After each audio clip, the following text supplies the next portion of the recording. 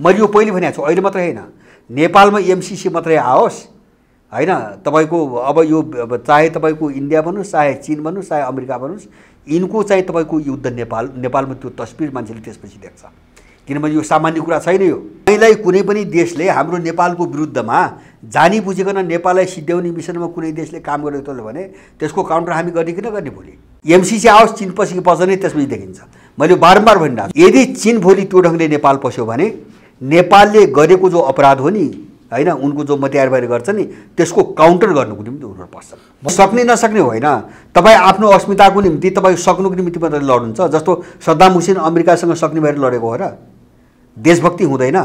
केपी ओलीले चाहिँ नक्सामा भारतले मलाई निकाल्न खोज्यो, म ठुलो राष्ट्रवादी भन्ने केपीले के गर्छ, इन्डियन राजदूतले चाहिँ सरकारको नियन्त्रण अनुगमन बिना चाहिँ तपाईँको अरब रुपियाँ खर्च, एमसीसी पारित मात्रै होस्, एमसीसी पारित मात्रै होस् होइन, चिनिया सेना तपाईँको यो चाहिँ हिमालय रेन्जको ओल्लो नेपाली भूमिमा यो सबै आएर बस्छ होइन। किन लडाइँ सुरु हुन्छ? अब त्यसमा त शङ्कै छैन नि।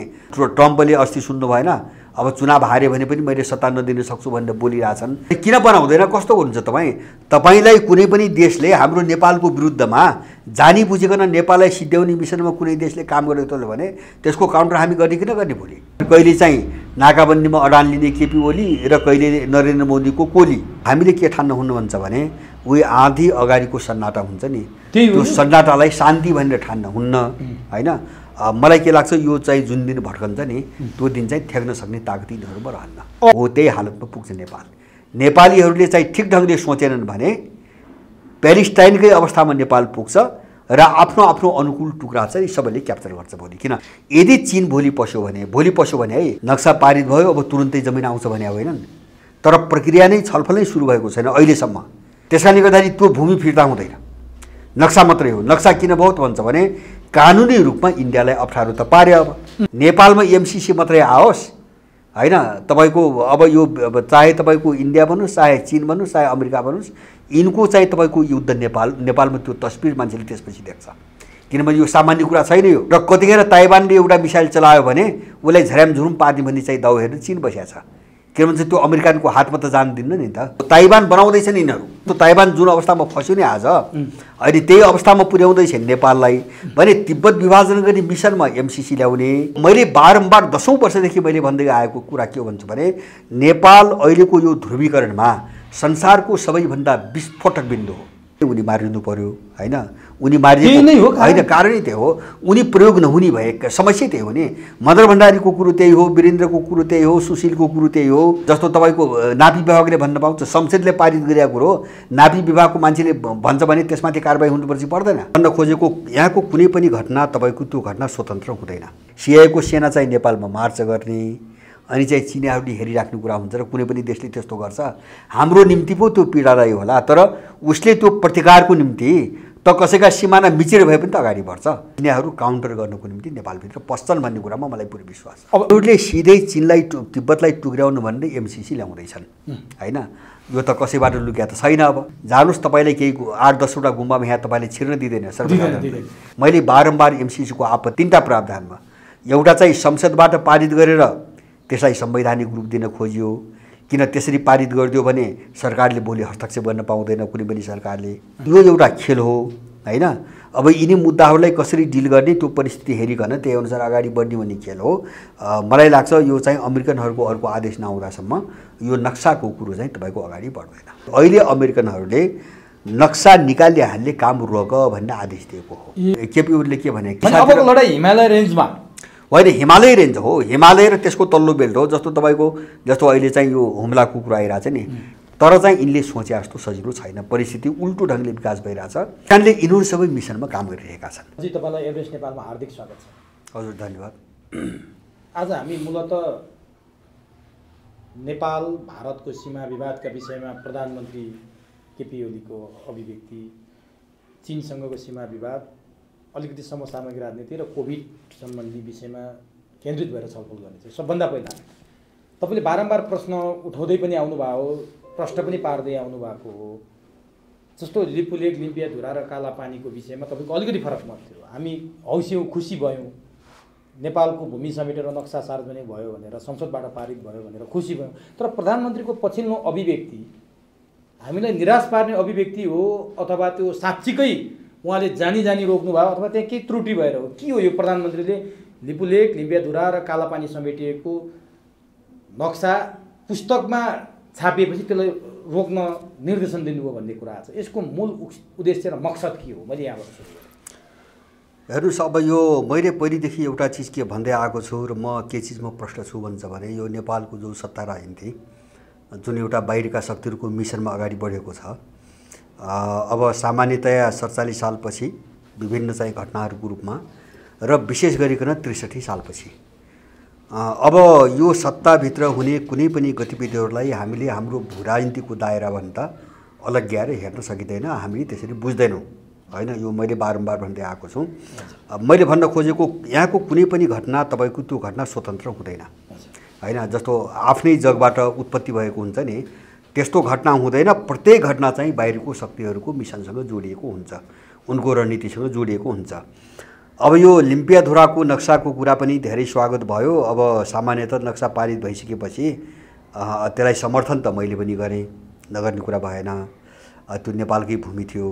तर मैले साथसाथै के भनेको थिएँ भन्दाखेरि जसरी चाहिँ तपाईँको काङ्ग्रेस, अब ओलीको पार्टी, त्यसपछि मधेसवादी लगायत बाबुरामसम्मका मान्छेहरू होइन जसरी एकजुटता देख्यो नि त्यो मुद्दामा, यो एकजुटता पश्चिमाहरूको रणनीति हो होइन। यो नेपाली भूमि फिर्ता लिने उद्देश्यले भएको एकजुटता होइन, यो भोलि देखिन्छ होइन। मैले सुरुमै भनेको थिएँ। त्यस कारणले गर्दाखेरि अब यहाँ कस्तो हुन्छ भने जस्तो कुनै पनि विदेशी शक्ति खेल्नको निम्ति एउटा आफ्नो किताको दलाललाई एउटा राम्रो मुद्दा अगाडि ल्याएर ऊ चाहिँ तपाईँको खेल्छ, मान्छेलाई बराल्न खोज्छ अथवा मान्छेहरूलाई विभाजित गर्न खोज्छ।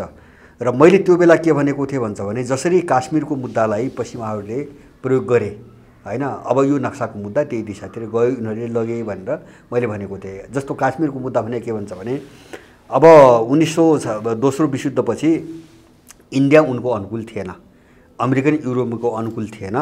पछाडि त रुससँग चाहिँ सोभियत सङ्घसँग उनको एउटा 20 वर्षीय सन्धि नै भयो र त्यसमा पनि ऊ असंलग्न आन्दोलनको एउटा प्रमुख सदस्य भएर बस्यो।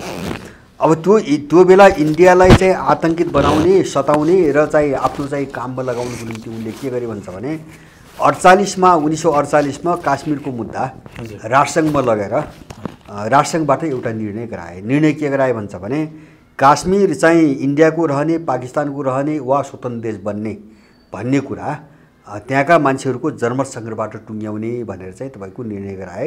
यद्यपि त्यो निर्णयमा जवाहरलाल नेहरूको पनि सहमति थियो, तर अब त्यो कहिले पनि कार्यान्वयन भएन। सुन्नुहोस् है, अनि उनले चाहिँ 1990 सम्म त्यही मुद्दा उठाएर इन्डियामाथि आक्रमण गरिरहे, इन्डियालाई दबाब दिइरहे, अल्मल्याइरहे र अब त्यही जनमतसँगको कुरो उठाए। तर 1990 मा जब सोभियत सङ्घको विघटन भयो र इन्डिया चाहिँ अमेरिकन किल्लामा गयो, त्यसपछि त्यो मुद्दा उठाउनु उनीहरू बन्द गरे। अहिलेसम्म काश्मीरमा सामान्य मानव अधिकारको कुरा बाहेक जनमत सङ्घको कुरा यो 30 वर्षको अवधिमा पश्चिमा शक्तिले उठाएको छैन। त्यो उनको एउटा खेल्ने चाहिँ तपाईँको मुद्दा मात्रै भयो। यो नक्साको मुद्दा त्यही योजनामा पारित गरिएको हो भनेर मैले भनेको थिएँ। जस्तो केपी ओलीको अहिले जो चाहिँ त्यो नक्सासहित छापेका पुस्तकहरू वितरण गर्न रोक्ने भन्ने जो आदेश आयो नि, यसका पछाडिको कारण यही हो। किन भन्छ भने नक्सा पारित गरियो जुन बेला चाहिँ इन्डिया र चीनका बिचमा चाहिँ 4-5वटा सम्झौता पनि भएको थिए। जस्तो बुहान बैठक, त्यसपछि दोस्रो बुहान भनेर चाहिँ इन्डियामा भयो, सी जिङपिङमा आए, उनको बिचमा सम्बन्ध चाहिँ धेरै सुधार भइसकेको थियो। जस्तो दोकलामपछि नै त्यो समझदारी भयो। अब यो समझदारी बढ्दै जाने क्रममा उनीहरूले इन्डियनहरूलाई टेरर, आतंकित बनाउनको निम्ति र छरछिमेकबाट अप्ठ्यारो पार्नुको निम्ति उनीहरूले त्यो नक्सा पारित गर्न लगाए। उनकै रणनीतिमा त्यो नक्सा पारित भएको होइन भने होइन, एकदम सिआइएको रणनीति हो, सिआइएको युरोपियनको रणनीति हो, यसमा कुनै शङ्का छैन। त्यो नभइदिएको भए यो चाहिँ रसहितको भनौँ मैले, अझ त्यो मात्रै होइन। अब यो नभइदिएको भए यिनी सबै दलहरू एक ठाउँमा आउने कुनै पनि सम्भावना थिएन। कुन मुद्दामा चाहिँ तपाईँको एक ठाउँमा आछन् र नक्साको मुद्दामा यिनी एक ठाउँमा आउने भने एक ठाउँमा ल्याए। तर अहिले भयो के हुन्छ भने लद्दाखको घटनापछि अलिकति परिदृश्य बदलिएको छ कि रुसमा भारत र चीनको जुन एउटा सहमति जस्तो कुरा आयो नि, भारत र चीनको विषयमा जहाँ लद्दाखको निकै तनावपूर्ण अवस्था थियो, त्यो अहिले केही घटेको अवस्थामा त्यही अवस्थाले प्रभावित पारेर केपी ओलीको यो भनाइ आएको हो? होइन, जस्तो लद्दाखमा जस्तो म त्यसलाई अलिकति पछाडि जान्छु। मैले केपी ओलीको भनाइ कहाँ आयो भन्छ भने जस्तो लद्दाखमा झडप भयो, त्यो 15 जुनको दिन चाहिँ झडप भयो, 20 जना इन्डियन सुरक्षाकर्मीहरू मारिए, त्यसपछिको घटना पनि 1 जना मरेको चाहिँ समाचार आयो र त्यो तनाव अहिले पनि त्यत्तिकै रूपमा बढिरहेको छ हैन। अझै जारी छ र त्यो अझै जारी छ। होइन, तनाव त जारी छ। जस्तो रुसको मध्यस्थतामा भएको के हो भन्छ भने एउटा समझदारीमा बस्ने, एक अर्काले चाहिँ कसैमाथि आक्रमण नगर्ने भन्ने एउटा समझदारीमा चाहिँ तपाईँको रुसले चाहिँ यिनीहरूलाई उठाएको छ र त्यो अनुसार 5 बुझे एउटा सम्झौता पनि यिनको भएको छ हैन। लद्दाखकै विषय लिएर अब कुन दूरीमा बस्ने, कसरी बस्ने भन्ने कुरा 5 बुझे एउटा समझदारी पनि भएको छ। कुनै तनाव आयो भने वार्ता गर्ने आदि इत्यादि बुदाहरू छन्। अब त्यो रुसकै पहलमा भएको समझदारी हो। तर अर्कोतिर के छ भन्छ भने अब त्यो विवाद सम्बन्धी जो मुद्दाहरू छन् ती मुद्दाहरू सुल्झेका त होइनन्। जस्तो इन्डियाले जे दाबी गर्छ अथवा चीनले जे दाबी गर्छ त्यसमा सुधार आएको होइन। त्यो पक्ष तनाव बाँकी छ, मिलेको होइन, युद्धविराम हो हैन। एउटा चाहिँ भिडन्त नहोस् भनेर कसरी समझदारी बनाउने भनेर सैद्धान्तिक समझदारी भयो, जनजनको क्षति नहोस् भन्ने हिसाबले मात्रै हो। तर चाहिँ त्यो भूमि सम्बन्धी विवाद उनको मिलेको छैन। त्यसकारणले अब पश्चिमाहरूले त्यहाँ प्रयोग गरिरहेछन् र इन्डियामा कस्तो छ भन्छ भने टोन कस्तो छ भन्छ भने इन्डियाभित्र पनि लडाइँ छ। जस्तो यो पश्चिमाहरूको चाहिँ पुरै हतियारका रूपमा जस्तो त्यहाँको सेना अगाडि आएको छ, मिडिया अगाडि आएको छ हैन। अब अरू निकायहरू छन् र यही ढङ्गले जो उनीहरू बोलिरहेछन् नि, मोदीको टोन बेग्लै छ हैन। किन मोदी प्रधानमन्त्रीको हिसाबले त सबैसँग डिल गर्नुपर्छ। जस्तो मोदीले अहिलेसम्म चीनको नाम लिएका छैनन्, सी जिनपिङको नाम लिएका छैनन्। त्यो मात्र होइन, पहिले पनि हाम्रो भूमिमा चाहिँ तपाईँको चिनिया सेनाहरू आएका छैनन् भनेर त्यो 20 जना मरेपछि पनि उनले त्यो शब्द प्रयोग गरे।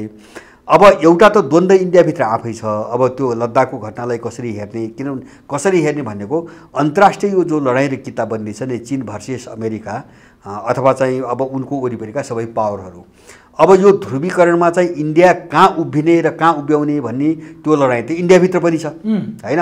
अथवा चाहिँ असंलग्न भएर बस्ने कि तटस्थ जस्तो पहिले असंलग्न आन्दोलन भने नि त्यही ढङ्गले बस्ने कि अथवा चाहिँ चिनिया रुसी कित्तामा जाने कि अमेरिकन युरोपियन कित्तामा जाने कि विवाद त्यहाँभित्र पनि छ।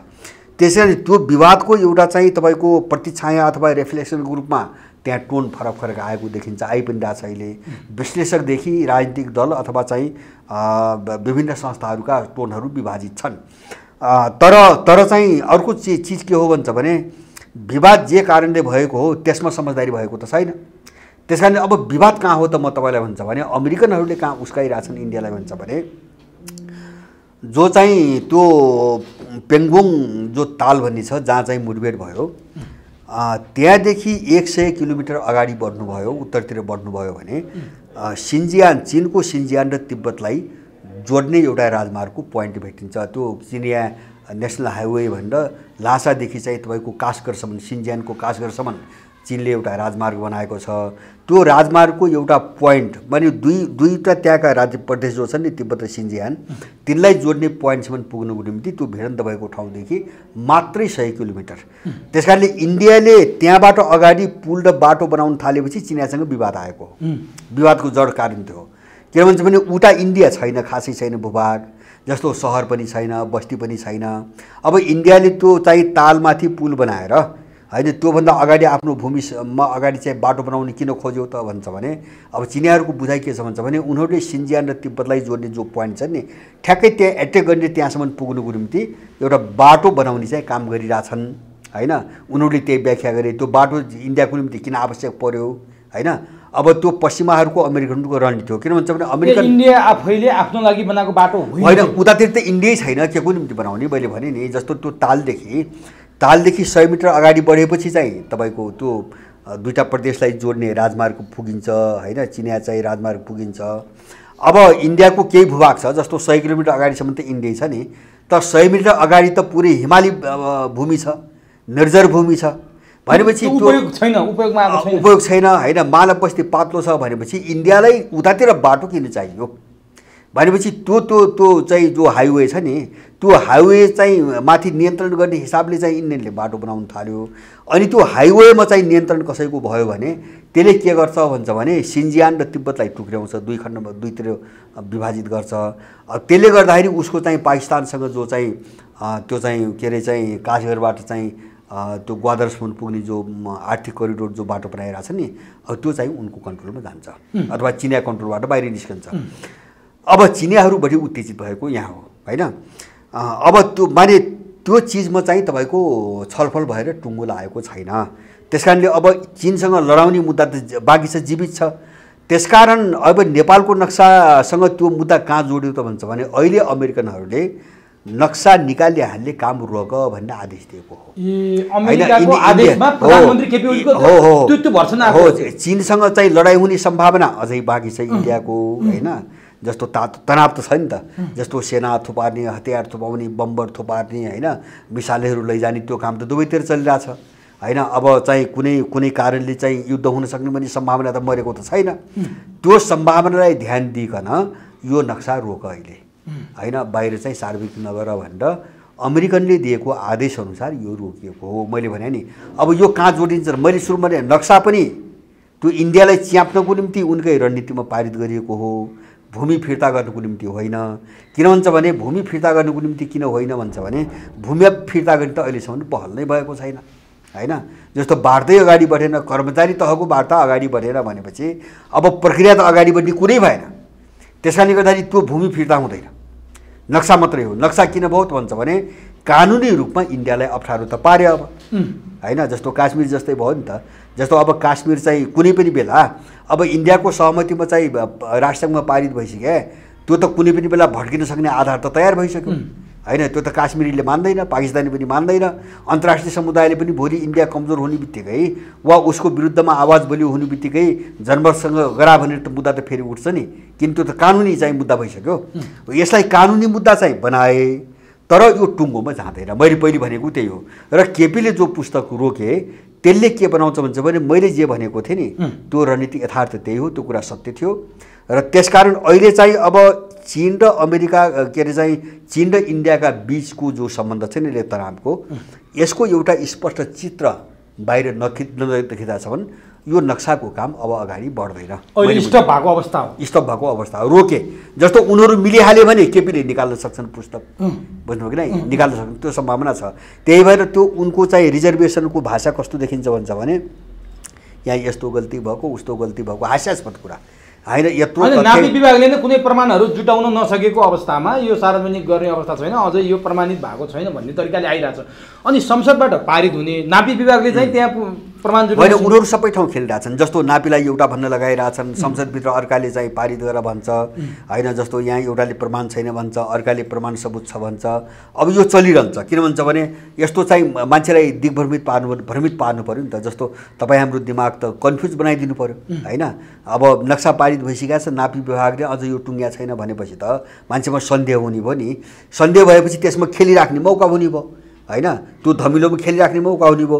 र भोलि हुनसक्छ जस्तो एकछिन मान्नुहोस् न, तपाईँको के अरे चाहिँ चीन र इन्डियाको बिचमा मान्नु युद्ध भयो हैन, पश्चिमाहरूले त्यो गराउन सफल भयो भने अब नापी विभागले जो बोलिरहेछ नि त्यसलाई समातेर यिनले के भन्छन्, होइन यो चाहिँ तपाईँको अलिकति भ्रामक रहेछ, प्रमाण पुगेर रहन्छ, त्यो चाहिँ पारित गरेको चिज बदल गर्नुपर्छ भने उठ्छ भोलि कुरो हो। त्यही भएर चाहिँ दुईवटा कुरो बग्न लगाइरहेछ हैन।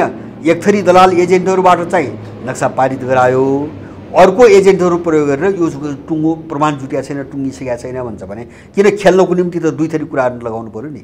एउटै कुरो आयो भने त खेल्ने ठाउँ त हुँदैन बाँकी। अब यो सबै खेल उनीहरू खेलिरहेका छन् अहिले। त्यसकारणले गर्दाखेरि मैले भने नि अब पुस्तक सहज ढङ्गले चाहिँ निस्कन्थ्यो यदि चाहिँ तपाईँको अब इन्डिया र के अरे चाहिँ चीनको बिचमा यो तनाव ननिस्किएको भए र उनको सम्बन्ध राम्रो ढङ्गले अगाडि बढेको भए पुस्तक अहिले होइन धेरै पनि निस्कन्थ्यो। अहिले पनि तपाईँले हेरिराख्नुहुन्छ नि, त्यो प्रकाशन गर्ने ताल हेरिराख्नु भएको छ नि 500 प्रति रे हैन। यो बेला सारा चाहिँ देशभरि पुस्तक पठाइपर्नु छापिनु पर्नेमा 500 प्रति, किन उनले त तौली कदम हैन। आज के आदेश आउँछ कि भोलि के आदेश आउँछ कि पर्सि आदेश आउँछ कि उनले त्यो आदेश पर्खदै अनि 2-4 प्रति छाप्दै गरिरहेछ अहिले। भनेपछि नि यो पुस्तक, यो नक्सा, यो संसदबाट नक्सा पारित गरेको नेपालले आफ्नो लागि नगरेर अमेरिकाको लागि गरे हो, जो चीन र भारतको बिचमा टसल बनाउने टुल्सको रूपमा प्रयोग होइन। त्यसमा कुनै शङ्का छैन होइन। त्यो त यिनको व्यवहार हेरेर बुझिएको नि। जस्तो त्यत्रो उत्साहपूर्वक केपी ओलीले के भने, केपी ओली शेरबहादुरहरूले नक्सा पारित भयो अब तुरुन्तै जमिन आउँछ भने होइनन्, तर प्रक्रिया नै छलफल नै सुरु भएको छैन अहिलेसम्म। कर्मचारी स्तरमा पनि छलफल सुरु भएको छैन। अब अरू माथिको प्रक्रिया त छोडिदिनुहोस् भनेपछि नक्सा पारित गरे, अब काम बन्द गर्थे, प्रक्रिया बन्द गर्थे। अब त्यही नक्सामा पारित भएको चाहिँ तपाईँको कुरो पुस्तकको निकाल्दा प्रकाशन गर्दाखेरि तपाईँको अहिले वितरण गर्न हुन्न भने उनले ग्लोबल रणनीति जो राजनीतिक लडाइँ हो नि, द्वन्द्व हो नि होइन, त्यसको चाहिँ तपाईँको ब्यालेन्स हेरिरहेछन् होइन। जस्तो यहाँ के हुनसक्छ भन्छ भने जस्तो भोलि के पर्छ, कसो पर्छ, कसको समीकरण कस्तो हुन्छ, त्यो अनुसार चाहिँ तपाईँ स्टेप चाल्ने हिसाबले यिनले गरेको हो। अब त्योभन्दा बढी कुनै अर्थ नेपाली भूभाग हो जस्तो तपाईँ नापी शाखाले भने जस्तो यिनी पनि त्यो एजेन्टै भएर बोलिरहेछन्, त्यो नेपालको पनि यिनलाई थाहा छैन होइन। अहिलेसम्म के हेरेर बसेका छन्, सारा प्रमाण जुटेर चाहिँ तपाईँको त्यही भएर दोहोरो तेह्रो भूमिका उनको कहाँ देखियो भन्छ भने केपी ओलीहरूले नक्सा पारित पनि गरे। नक्सा पारित गरिसकेपछि नक्सा प्रमाण सङ्कलन गर्न एउटा समिति बनाछन्। त्यो समितिको अर्थ के भयो त? के गर्दै होइन, खेल्ने केही छैन अर्थ, केही पनि अर्थ के छैन। बरु त्यो समितिमा बसेका मान्छेले एउटा विवादास्पद कुरा गरे जहाँ चीनसँग 14औं ठाउँमा नेपालको विवाद छ भनेर बोले। 24 घण्टाभित्र सार्वजनिक सञ्चार माध्यमले त्यो वचन फिर्ता ल्याउनु पर्ने भयो। त्यो विज्ञ समूहमा भएका सदस्यले बरु विवाद ल्याउने काम होइन। तिनी सबै फ्री तिब्बत मुभमेन्ट र तिनी सबै सिआइएका मान्छे हुन्, डका मान्छेहरू हुन् होइन, जो राखेका छन् नि। त्यहाँ चाहिँ होला कोही इन्टेन्सनली चाहिँ अब साह्रै चाहिँ अब लसपस नभएको कोही अलिकति राम्रो मान्छे पनि होला, तर तिनी अपवाद हुन्। नत्र त्यो टिमको मूल कुरो के हुन्छ भने तिनी सबै परिचालित मान्छे हुन्, तिनी एजेन्टहरू नै हुन्। मैले भने नि यस्तो कुरो दोहोरो तेह्रो चौथो चारवटा कुरा किन गराइन्छ भन्छ भने कुनै पनि कन्डिसनमाथि भोलि टेकेर जानुपर्छ होइन। जसो लिपियाधुरा नेपालकै हो भनेर चाहिँ प्रयोग गर्ने परिस्थिति पनि भोलि आउन सक्ने भयो होइन। अथवा चाहिँ त्यो विज्ञ समिति पनि जो चाहिँ एजेन्टहरूको ग्रुप बनाएको छ नि, त्यसले गरेका कुरोमा टेक्नुपर्ने पनि अवस्था आउन सक्ने भयो होइन। अब नापी विभागले भनिरहेको कुरामाथि पनि टेक्नुपर्ने अवस्था, त्यही उनीहरूले भोलि चाहिँ टेक्न अथवा खेल्न सक्ने सबै सम्भावनाहरू बोल्न लगाउँछन्, तर एकरूपता हुँदैन। तर प्रधानमन्त्रीले जब पुस्तक वितरणमा रोक लगाउनु भयो, भारत रिसाउँछ भन्ने कुरा चाहिँ त्यहाँ कहीँ कतै सुनियो क्या, भारत रिसाउँछ त्यसकारण यो रोक्नुपर्छ भन्ने मनसायका अभिव्यक्तिहरू पनि सुनिए, देखिए, लेखिएका भेटिए नि त। के हो होइन, त्यो हास्यास्पद हो। जस्तो नक्सा नै संसदबाट पारित भइसकेपछि अनि पुस्तकमा निकाल्दाखेरि भारत किन रिसाउने, कसरी रिसाउने? अनि त्योभन्दा पुस्तकमा निस्किने भन्दा आधिकारिक र ठुलो कुरो त संसदबाट पारित हुने हो। संसदबाट पारित भइसकेका कुरो सरकारले त बदल्न त सक्दैन। त्यो कुरो गर्दाखेरि इन्डिया चाहिँ नरिसाउने अनि पुस्तकमा निकाल्दाखेरि रिसाउने भने के हो? उनले के भन्न नसक्या हो भन्छ भने हामीलाई सिआइएको आदेश आयो भन्न नसकेको होइन, भन्न नसक्या मात्रै हो, अरू केही पनि होइन। यो यिनको फोरी खेल भारतको थाप्लोमा हालिदिएपछि सिआइएलाई सिआइएले ढाक्छु जहाँ गराएको छ त्यसलाई त लुगाउनु पर्यो, जलियो गराइरहेको छ त्यसलाई त लुगाउनु पर्यो। अब त्यो चाहिँ इन्डियाका टाउकोमा हालिदिने होइन। त्यसो भए इन्डिया रिसाउँछ भने केही पनि नगर्ने उनले भन्नु पर्यो नि त। अब सिमानाको त्यही त मैले भने नि यो नक्सा उसको निम्ति है, उसको निम्ति काश्मीर बनिसक्यो यो नक्साको मुद्दा। काश्मीर जस्तो विवादित भइसक्यो इन्डियाको निम्ति त भन्यो नि त, उसको निम्ति, हाम्रो निम्ति पो बनेन। इन्डिया निम्ति उनले आफ्नो भनिरहेछन्, यहाँ चाहिँ संसदबाट पारित भएको छ, काश्मीर आफ्नो भनिरहेछन्, राष्ट्रसङ्घबाट चाहिँ जनमतसँग पारित भएको छ भनेपछि उसलाई त सधैँको गरी त त्यो त कानुनी समस्या भयो क्या। अब यो व्यवहारको कुरो मात्रै भएन होइन। त्यो गर्न त सफल भएछ नि त हाम्रो सरकार। कम्तीमा इन्डियालाई कानुनी समस्याको उल्झन दिन त ओली सरकार सफल भएको त मान्न पर्यो नि होइन। त्यो हामीले आफ्नो कोणबाट त्यसलाई राम्रै भन्यौँ होइन।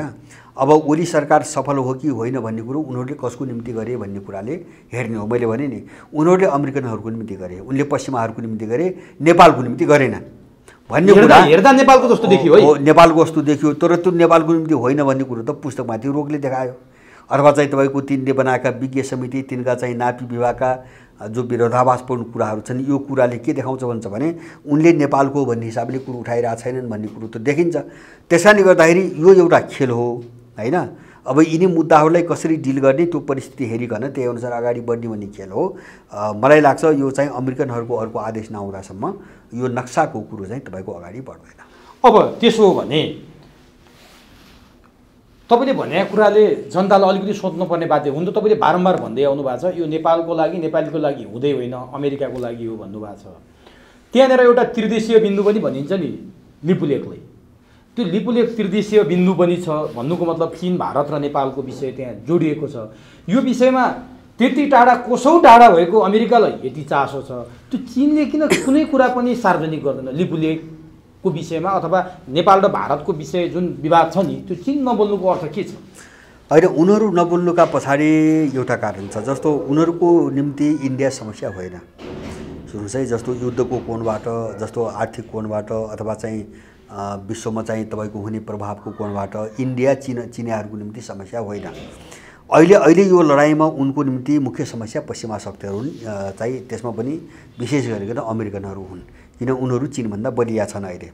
त्यसैले आफूभन्दा बलियो शक्तिलाई रोक्नुको निम्ति होइन, आफूभन्दा कमजोर शक्तिहरूका गतिविधिप्रति त्यो अनदेखा गरेको हो, नदेखेको जस्तै गरेको हो होइन। इन्डियाले खराब गरिरहेछ भन्ने कुरो चिनियाहरूलाई थाहा नहुने कुरा होइन होइन।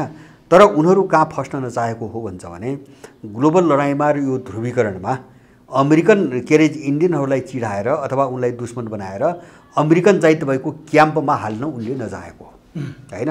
जस्तो चाहिँ छरछिमेकका जस्तो उनले अर्को पाटो के बुझाएछन् भने यहाँका मान्छे हुन् त दलाल, यिन त गधा हुन्, थाहा छ नेपालका मान्छे, त्यो त सबै थाहा छ होइन। यिनले चाहिँ तपाईँको पैसा खाएर चाहिँ राजनीति गर्छन्, उनीहरूले बोकेका, उनीहरूले किनेका, उनले पहिचान गरेका, उनीहरूले चाहिँ कुर्सीमा ल्याएका, उनको सुराकी गर्ने मान्छे हुन् भने उनलाई के थाहा छैन, दुनियाँको कसलाई थाहा छैन। त्यस कारणले गर्दाखेरि जब दलाल हो आफ्नो निम्ति चाहिँ उसले काम गर्दै गर्दैन, आफ्नो देशको निम्ति काम गर्दै गर्दैन भने चिनियाहरूले अडान राखेर त काम त हुने होइन होइन। त्यो त उनीहरू देखिने कुरा मात्रै हो। जस्तो चाहिँ लिपुलेखकै विषयमा पनि जस्तो 2015मा त उनले एउटा सम्झौता गरे नि त, त्रिदेशीय, त्यहाँनिर त चीन चुक्या हो नि होइन, चुकेको होइन, जानी बुझेकै नै गरे हो। जस्तो यहाँकाले गर्दैनन् भन्ने कुरो, जस्तो यहाँकाले चाहिँ तपाईँको कुरो जस्तो त्यो सम्झौताभन्दा अगाडि यो त धेरै मिडियामा आइसकेको छ। अब इन्डियासँग यस्तो यस्तो हुँदैछ, तपाईँहरूको केही कुरो छ भने दिनुहोस् भनेर त तपाईँको चीनले त पटक पटक भनेको छ नि। यहाँबाट केही नदिएपछि उनीहरूले सम्झौता गरे। उनले किन गरे त भन्छ भने यो पश्चिमाहरू चाहिँ तपाईँको चीनको विरुद्धमा छिमेकीहरू भड्काएर जो युद्ध गराउने रणनीतिबाट अगाडि बढिरहेको थियो नि, त्यसलाई रोक्नुको निम्ति उनले इन्डियासँग सम्बन्ध सुधार गर्नुको निम्ति उनले गरे। किन इन्डियाले मेरोभन्दा बाटो खनिरहेछ होइन, कैलाश मानसरोवर जाने नाकाभन्दा बाटो खोलिरहेछ। अब तिमीहरूको केही कुरो छ कि छैन भन्दा यिनीहरू बोल्दैनन्। यिनीहरू नबोल्नुको कारण चाहिँ के थियो फेरि? त्यहाँ दलाली, इन्डियनको दलाली, सबै उसैले खाएका छन्, तपाईँको उसैबाट पैसा ल्याएछन्, दल चलाछन्, उसैले चाहिँ सिफारिस गरिदिएर कुर्सीमा गएका छन्, अनि कहाँबाट बोल्नु? अब दिएनन्, सुन्नुहोस् है, दिएनन्।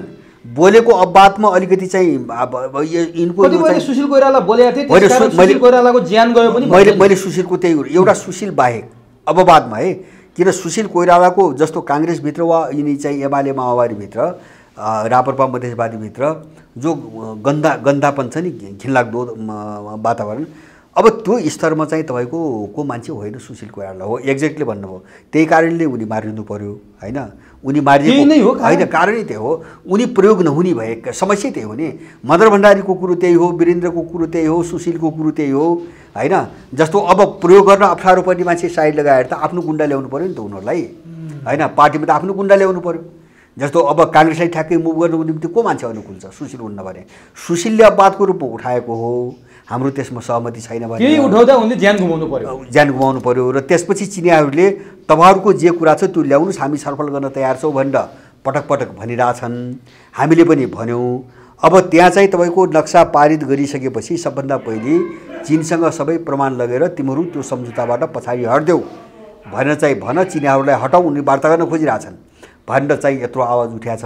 यिनीहरू न चिनियासँग वार्ता गर्छन् होइन, त्यो हाम्रो हो, तिमीहरूले किन गरे पनि चिनलाई त्यो पनि भन्दैनन् होइन। त्यो यिनले चाहिँ चिनसँग पनि वार्ता गर्दैनन्, अनि चाहिँ तपाईँको इन्डियासँग वार्ता गर्ने प्रक्रिया पनि अगाडि बढान्नन्, अनि चाहिँ बाहिर चाहिँ तपाईँको होहल्ला गर्ने, अनि चाहिँ हालतभित्र कस्तो छ भन्छ भने चीनले नेपाललाई बोलाइसकेपछि, खबर गरिसकेपछि त्यो चीनले एकपक्षीय रूपमा बोलायो नेपाललाई, भारतले त बोलाएको छैन।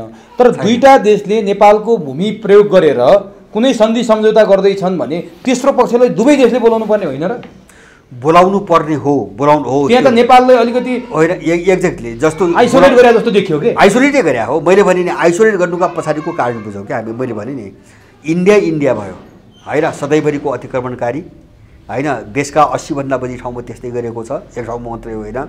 अब बाँकी रह्यो चिनियाहरूको कुरो। मैले दुईवटा कुरा भने, एउटा त्यो गर्नुभन्दा पहिले सूचना दिएका छन्, नदिया होइन, यिनीहरू रेस्पोन्सै गरेनन् होइन। अब त्यहाँ नगर अथवा चाहिँ हाम्रो हो भन्ने हिसाबले यिनले, अब उनीहरूलाई समस्या के छ, उनी पनि त विदेशी हुन् नि त, तपाईँ हामी जस्तो नेपाली ठान्न त भएन उनलाई, उनले पनि आफ्नो इन्ट्रेस्टै हेर्ने हो। अब विश्वमा यत्रो ध्रुवीकरण बढिरहेछ, अमेरिकनहरूसँग चाहिँ दुश्मनीपूर्ण सम्बन्ध अगाडि बढिरहेछ, विश्व चाहिँ एकदम पोलराइजेसनमा गइसक्यो हैन। यो अवस्थामा सबै शक्ति राष्ट्रहरूलाई आफ्नो पक्षमा ल्याउने प्रयास त सबैको हुन्छ हैन। त्यो ध्रुवीकरण लडाइँको बेला त सबैको हुन्छ। अनि चाहिँ तपाईँको अब यिनले गर्दै नगर्ने भएपछि त्यो गर्दै नगर्ने मान्छेको पक्षमा उनले मुख फोरेर इन्डियालाई भड्काएर चाहिँ पश्चिमा कितामा हाल्ने कुरा मात्रै आयो। उनी त्यहाँ नबोलेको हो, बोल्न नचाहेको। अब यिनीहरू आफ्नै देशको निम्ति गर्दैन भने हामीलाई के टाउको दुख्ने भने हो त्यो त होइन। अनि त्यहाँ गयो जस्तो त्यो त्रिदेशीय बिन्दु किन होइन। अर्को मलाई के लाग्छ भन्छ भने चिनियाहरूले त्रिदेशीय बिन्दु होइन हो भन्ने हिसाबले नेपाललाई रेस्पोन्स किन नगरेको भन्छ भने किन त्यो त्रिदेशीय बिन्दु नै होइन। त्यो त चिनियाहरूलाई थाहा छ नि त। चिन होइन त्रिदेशीय बिन्दु लिम्बियाधुरासम्म नेपाल भएपछि अनि लिपुलेख त्रिदेशीय बिन्दु कसरी हुन्छ? त्यो त चीनले मानेको छैन। त्यसो भए लिम्बियाधुरासम्म नेपालको यो नेपाल हो भने उनीसँग सम्झौता भएको छ चिनियाहरूसँग। बोलिदिनु पर्यो नि चीन। छिमेकमा झगडा पर्यो भने दुईटा छिमेक बोल्नु पर्यो, तर बोल्नको निम्ति त यहाँका मान्छेको दुई रेस्पोन्स सुत्नु पर्यो नि, पहल त गर्नु पर्यो नि त। बाहिर जस्तो छैन यहाँकालाई मतलब छैन, बाहिर बाहिर उनी त बरबर आउने कुरो आएर नि त। तर नि मैले जान्न खोजेँ नि जस्तो छिमेकमा 3वटा घरको झगडा भयो, 3वटा घरको झगडा भयो भने अभियसली पनि अर्को तेस्रो घर, 2टा घरको झगडामा तेस्रो घर आउँछ। अब यसलाई अन्तर्राष्ट्रियकरण गर्ने भनेर भन्छन् नि। जस्तो लिपुलेख, लिम्बियाधुरा र कालापानीको विषयलाई यो अन्तर्राष्ट्रियकरण गर्नुभन्दा पहिला नजिकको अर्को छिमेकी चीनलाई पनि बोलाएर 3वटा देश मिलेर यसको समाधान गर्न सकिँदैन? होइन, गरि नै त्यही हो। अन्तर्राष्ट्रियकरणभन्दा पहिले गरि नै त्यही हो। जस्तो मलाई के लाग्छ भन्छ भने मैले चाहिँ अब हामीले त धेरै लेख्यौँ पनि, पहिले चिनसँग हो कुराहरूले नक्सा पारे चिनसँग तिमीहरूले के भनेर सम्झौता गरेको हो, यो सम्झौताबाट पछि हटा होइन। उनलाई पछि हटाउने, उनलाई पछि हटेपछि इन्डिया चाहिँ एक्लिन्छ होइन। जब नेपालको उसले नेपालको पनि स्वीकार गरेर पछि हट्यो भने इन्डिया चाहिँ एक्लिन्छ। त्यसपछि चाहिँ तपाईँको उसँग राम्रोसँग छलफल गर्ने, गर्दैन भने आफ्नो सेना लगेर चाहिँ बसालले आफ्नो बोल्नु होइन। अनि त्यहाँ न्यु खोज्यो भने अन्तर्राष्ट्रियकरण गर्ने हो। यो कुरा चाहिँ तपाईँले भन्नु उहाँ नि जस्तो चीनको पनि भारतलाई चिडाउन हुन्न नेपालकोलाई, उसको पनि केही स्वार्थ छ भनेर चीन बोलेन भन्छन् के कतिपयले। जस्तो यो विषयमा चीनले भारतलाई, नेपाललाई, चीनलाई तीनवटा देश बसेर कुरा गर्दा त समाधान निस्किन्छ भन्ने त सबैले सोच्छन् के। तर चीन भारतलाई चिडाउन चाहन्न, उसको पनि भारतसँग केही व्यापारिक स्वार्थ छ, केही जस्तै लिपुलेखकै कुरा छ। यहाँ चीनको पनि स्वार्थ भावनाले नेपाललाई अप्ठ्यारो परे हो भन्छन्। यो के हो? बुझ्नु भएको यस्तो चीनले भारतलाई चाहिँ तपाईँको यसकारणले चिडाउन चाहन्न कि नेपालमा हाम्रो हो भने दलाल नै छैन। समस्या यस्तो मैले भनेको हुन्छ भने यहाँको मान्छेले हाम्रो हो भनेर मुख खोलेर उनीसँग भन्दैन भने होइन, चीनले चाहिँ तिम्रो हो कसरी भन्छ होइन। यहाँकाले त मुख फोड्नु पनि त लिपुलेख हाम्रो मात्रै हो, तिमीहरू चाहिँ यो सम्झौता गलत छ फर्क्यौ त भन्नु पऱ्यो नि यहाँकाले। तर अनि झगडा भएको त चीनले देखाएको छ नि त। फेरि होइन देखेको छ त। जस्तो भन्नुहोस् त तपाईँको घर झगडाभित्र अन्त घर झगडा भनौँ न, एउटा छिमेकी एउटा सिमाना घर झगडाभित्र कुनै पक्षले चाहिँ लौ चाहिँ यस्तो काम गरिदिनु पऱ्यो, मध्यस्थता गरिदिनु पऱ्यो अथवा तिमीहरूको यस्तो गर्नु पऱ्यो भनेर प्रस्ताव राखिकन अनि बाहिरको मान्छे कसरी आउँछ तपाईँको घर? अति नै भयो भने त आउनु जानुपर्ने बाध्य होइन। अति भएर उनलाई पनि असर गर्न गऱ्यो भने त उनले आफ्नो ढङ्गले गर्छ। त्यो अवस्थामा चीन बोल्छ। जस्तो लद्दाखमा समस्या बढेपछि आयो त समाचार, लिपुलेखको नजिकै चाहिँ तपाईँको चीनले पुरै सेना केन्द्रित गर्यो भन्ने कुरो आयो नि त। किन भन्छ भने त्यो चाहिँ इन्डियाले जो बाटो बनाएको छ नि, अब त्यो बाटो त उताबाट अब इन्डियाबाट पस्न सक्छ। त्यस कारणले त्यहाँ रोक्नुको निम्ति उनले आफ्नो ठाउँमा चाहिँ सेनाको चाहिँ तपाईँको जम्मा गर्ने प्रक्रिया सुरु गरे होइन। उनले आफ्नो तयारी गरिरहेका छन् आफ्नो ठाउँमा। तर अब त्यो चाहिँ सिङ्गो बाटो जो बनाएको छ त्यो बाटो नेपालको हो, नेपाली भूमिमा पर्छ भन्ने पनि उनलाई थाहा छ। तर यहाँको पक्ष बोल्दैन बोलेपछि भने चीनले यहाँ विश्वास गर्ने पक्ष कोही पनि छैन नेपालमा अहिलेको अवस्थामा। होइन चीनले यस्तो होइन। चीनको अब देशको निम्ति त यहाँ मान्छे छँदै छैनन्, जो दलहरू छन् नि देशको निम्ति बोल्ने काम गर्ने त मान्छे छैनन् यहाँ।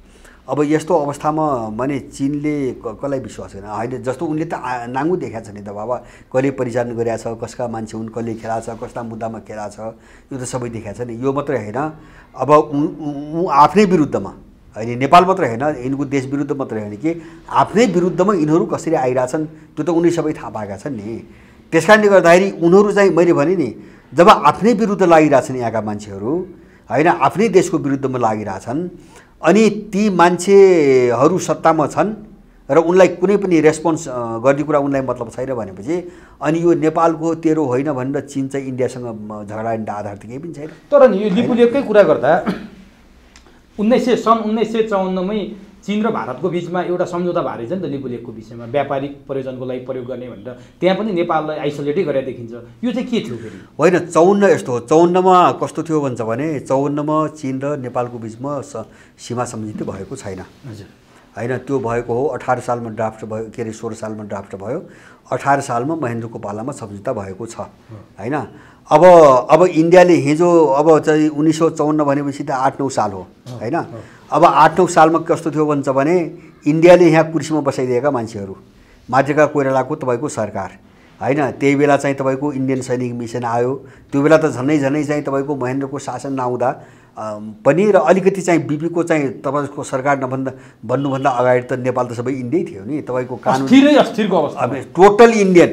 यहाँको शिक्षा, स्वास्थ्य, बाटोघाटोदेखि लिएर तपाईँको नीति, बैंकिङ सिस्टम, मुद्रा सुद्रा सबै इन्डियन, पाठ्यक्रम सबै इन्डियन।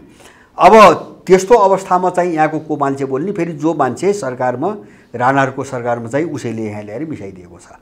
अब त्यो बेला इन्डियाले आफू खुसी चाहिँ नेपाली भूमि प्रयोग गर्यो, त्यो रोक्ने सम्भावना पनि थिएन। होइन ती मान्छेले रोक्ने सम्भावना पनि थिएन।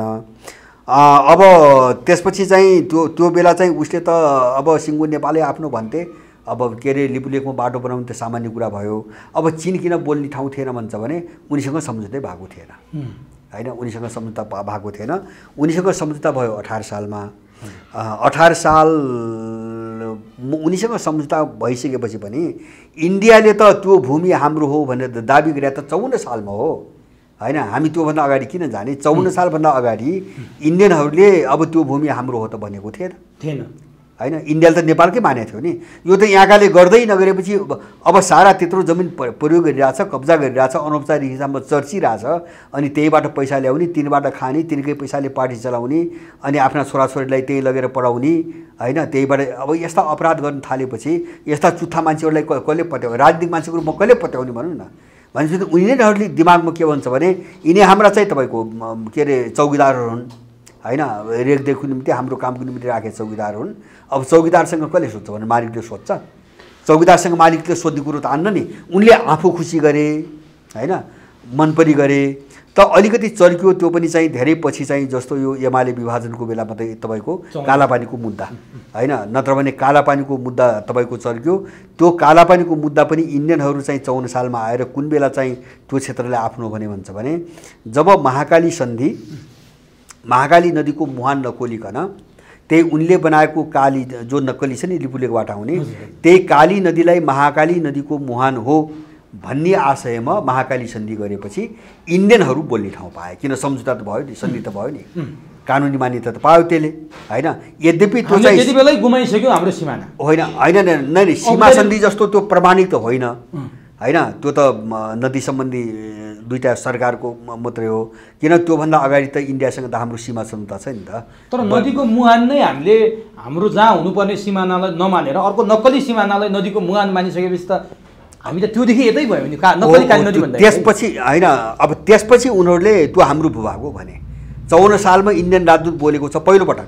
त्योभन्दा अगाडि इन्डियनहरूले त्रिम्बियाधुरासम्म हाम्रो हो भनेर एक शब्द काहीँ पनि उल्लेख गरेन। तर रोचक कुरा नि नेपालको सीमाको विषयमा आफूलाई सीमाविद ठान्ने नापी विभागको प्रमुख समेत भइसकेका बुद्धिनारायण श्रेष्ठले समेत यो कुरामा जनतालाई भ्रम छर्ने कुरा गर्नु भएको छ नि त। त्यो कसरी पत्याउनु त हामीले? उहाँ त सीमाविद भन्ने 32-33 सालदेखि नै राजाहरूले गुमायो भन्दै आउनु भएको छ।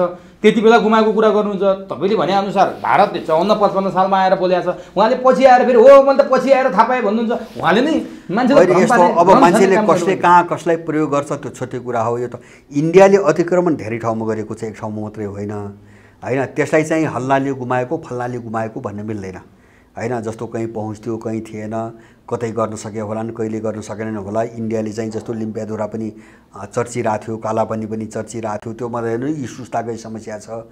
होइन माथि चाहिँ ताप्लेजुङसम्म यस्ता समस्याहरू छन् भनेपछि अब उसले जबरजस्ती गरेका कुराहरूलाई कसैले गुमायो भने त कानुन रूपले दियो भने हो। होइन त्यस्तो प्रमाण छ भने त ल्याउनु पर्यो नि त। उहाँले त के भन्नुहुन्छ भने 98% अब यही कुरामा भारतसँग 98% सीमाका विषय मिलिसक्यो भनेर बोलिरहनु भएको छ त। हो त्यो इन्डियन पैसा खानेहरू हुन्। मैले भनेको त्यो इन्डियन पैसा खाएर चाहिँ जब 71 ठाउँमा विवाद छ अझै 71 उहाँकै किताबमा 75 भन्दा बढी ठाउँमा छ। उहाँकै किताबमा एउटा वार्ता भएको छैन, एउटा पनि सुल्झेको छैन। उहाँ आफै नेतृत्व अर्को चाहिँ तपाईँको इन्डियाले जो स्ट्रिप नक्सा बनाएको छ नि, उनले बनाएको नक्सा, त्यो नक्सामा यहाँको कर्मचारी तहमा सिग्नेचर गरिरहेका छन्। जस्तो अहिले समथिङ के बराल तैनात बराल होइन, जो सायद यो ओलीको नक्सा खोज्ने विज्ञ समिति पनि उनको नाम छ, उनै हुन् त्यो स्ट्रिप नक्सामा सही गर्ने होइन। सबै चाहिँ सुस्ता र कालापानी बाहेक बाँकी जम्मै इन्डियनले चाहिँ अतिक्रमण गरेर जमिन इन्डियामै पारेर हस्ताक्षर गर्ने मान्छेहरूले, यिनै मान्छेहरूले यो 98% मिलेको कुरो गरेका हुन् होइन। किन बाँकी त जो 80 भन्दा बढी ठाउँमा छ त्यो इन्डियाले जे गरेको छ त्यो उनकै हो भन्ने खालको जो नक्सा बनाएको छ, अब त्यही कर्मचारी तहमा सिग्नेचर भएको छ तर सरकारबाट त्यो स्वीकृत भएको छैन, हस्ताक्षर भएको छैन, अड्केको छ। हो त्यस कारणले त्यो नक्सालाई ठिक हो भनेर बाँकी नेपालको जम्मै उसले दिएको कब्जाहरूको भूभाग सदर गर्नेहरूले 98% सुल्झेको भनिरहेका छन्। किन 2% भित्र दुईवटा कुरा मात्रै, एउटा सुस्ताको कुरा, एउटा कालापानी र लिब्याधुराको कुरा भनेपछि अब यो सबै पैसा खाने मान्छेहरू हुन्। नेपाली भएर नेपाली भूमि नै भारतले नै त्यो नेपाली भूमिलाई अतिक्रमण गरेको विषयमा अब सबै मिलिसक्यो 2% मात्रै बाँकी छ भने नेपालीले भन्न सुहाउँछ त्यसै? होइन, त्यो त उनकै मान्छे हुन्। मैले भने नि अब चेहरा नेपाली होला, नागरिकता उनले होला, पहिरन नेपाली, चेहरा नेपाली, नाम नेपाली, बिल्कुल उनका नागरिक हुन्, उनका मान्छे हुन्, उनले चाहिँ परिचालन गरेका मान्छेहरू हुन्। जसले 98% मिलिसकेको भन्छ भने त्यो इन्डियन हुन्। त्यस्ता मान्छे विज्ञ समूहमा राखिया छ फेरि। वो त विज्ञ समिति नै त्यसो हुने हुन्थ्यो बनाएको। मैले भने नि त्यही भएर त्यो नक्सा त्यो नक्कली हो। मैले बारम्बार किन भन्छु, स्ट्रिप नक्साको त तपाईँले बारम्बार कुरा गर्नु, स्ट्रिप नक्सा मात्रै होइन, लिम्पियाधुराको नक्सा नै यो भित्र पवित्र मनले गरे होइन, यो नक्कली हो, यिनको रणनीति अर्को छ भन्ने कारणै त्यही हो। तपाईँले निरन्तर भन्दै आउनु होइन, जस्तो नक्सा पारित गर्ने विज्ञ समितिमा चाहिँ 98% मिलिसक्यो भन्ने मान्छेलाई राख्ने अनि नापी विभागबाट अर्को कुरो गर्न लगाउने भनेपछि त चारैतिर गन्जागोल मचाउने हिसाबले कान गरिरहेको छन् यिनीहरू होइन। जस्तो तपाईँको नापी विभागले भन्न पाउँछ, संसदले पारित गरेको कुरो नापी विभागको मान्छेले भन्छ भने त्यसमाथि कारबाही हुनुपर्छ पर्दैन। अनि चाहिँ संसदले पारित गरिरहेको छ, विज्ञ समितिको मान्छेले चाहिँ त्यस्ता अनावश्यक कुरा गर्छ भने उसमाथि चाहिँ कानुनी कारबाही हुनुपर्छ कि पर्दैन? तर छुट छ। किन भन्छ भने प्रयोग हो, त्यो विदेशीहरूको प्रयोग हो। उनले दलालहरूका 2-3वटा चाहिँ तपाईँको कित्ता बनाछन् होइन। अब कुन कित्ताले उठाउन लगाएको कुरो कतिखेर समातेर खेल्ने भन्ने रणनीतिमा अब यस्ता कुराहरू, त्यस कारणले यो सबै अपराधीहरू हुन्, यिनी अपराधीहरू। अब योभन्दा पनि हाम्रो, मैले भने नि सुरुमा, हाम्रो भूराजनीतिक समस्या के हो र हामी कसरी जाने, हामीले हेर्ने यति हो। त्यस कारण यहाँको सीमा विवाद नितान्त नेपाल र भारतको बिचको मात्रै होइन, अन्तर्राष्ट्रिय शक्तिहरूको पनि यहाँ नेपाल र भारतको मात्रै थियो सुरुमा, त्यसरी आयो। तर यो चाहिँ भूराजनीतिक समस्या भएर गइसक्यो। अब यो नेपालको भूराजनीतिक समस्या भएर गइसक्यो। इन्डियासँगको सिमाना समस्या त पहिलेदेखि थियो, किन परिस्थिति बदल्यो, सबै खालका शक्तिहरू खेल्न थाले। त्यस कारणले इन्डियासँगको सिमानाको मुद्दा अब इन्डिया र नेपालको मुद्दा मात्रै होइन। अब त्यो मैले भने नक्साको कुरो आयो नि, अब यो षड्यन्त्र अमेरिकनहरूको मुद्दा पनि बनेर गयो, युरोपियनहरूको पनि बनेर गयो। भोलि त्यस्तै हुन्छ, यो बढ्दै जान्छ, त्यो चिनियाहरूको पनि हुन्छ, रसियनहरूको पनि हुन्छ। अब जस्तो आफ्नो रणनीतिमा त सबैले त काम गर्ने भयो नि। अब भनेपछि नि जस्तो नक्सा सरकारले सार्वजनिक गर्यो, पुस्तक वितरण रोक लगायो, संसदबाट पारित पनि भयो नक्साको विषयमा, सबै दल एक ठाउँमा आए, किन आए भन्ने कुरा तपाईँले अघि प्रश्न पारिसक्नुभयो।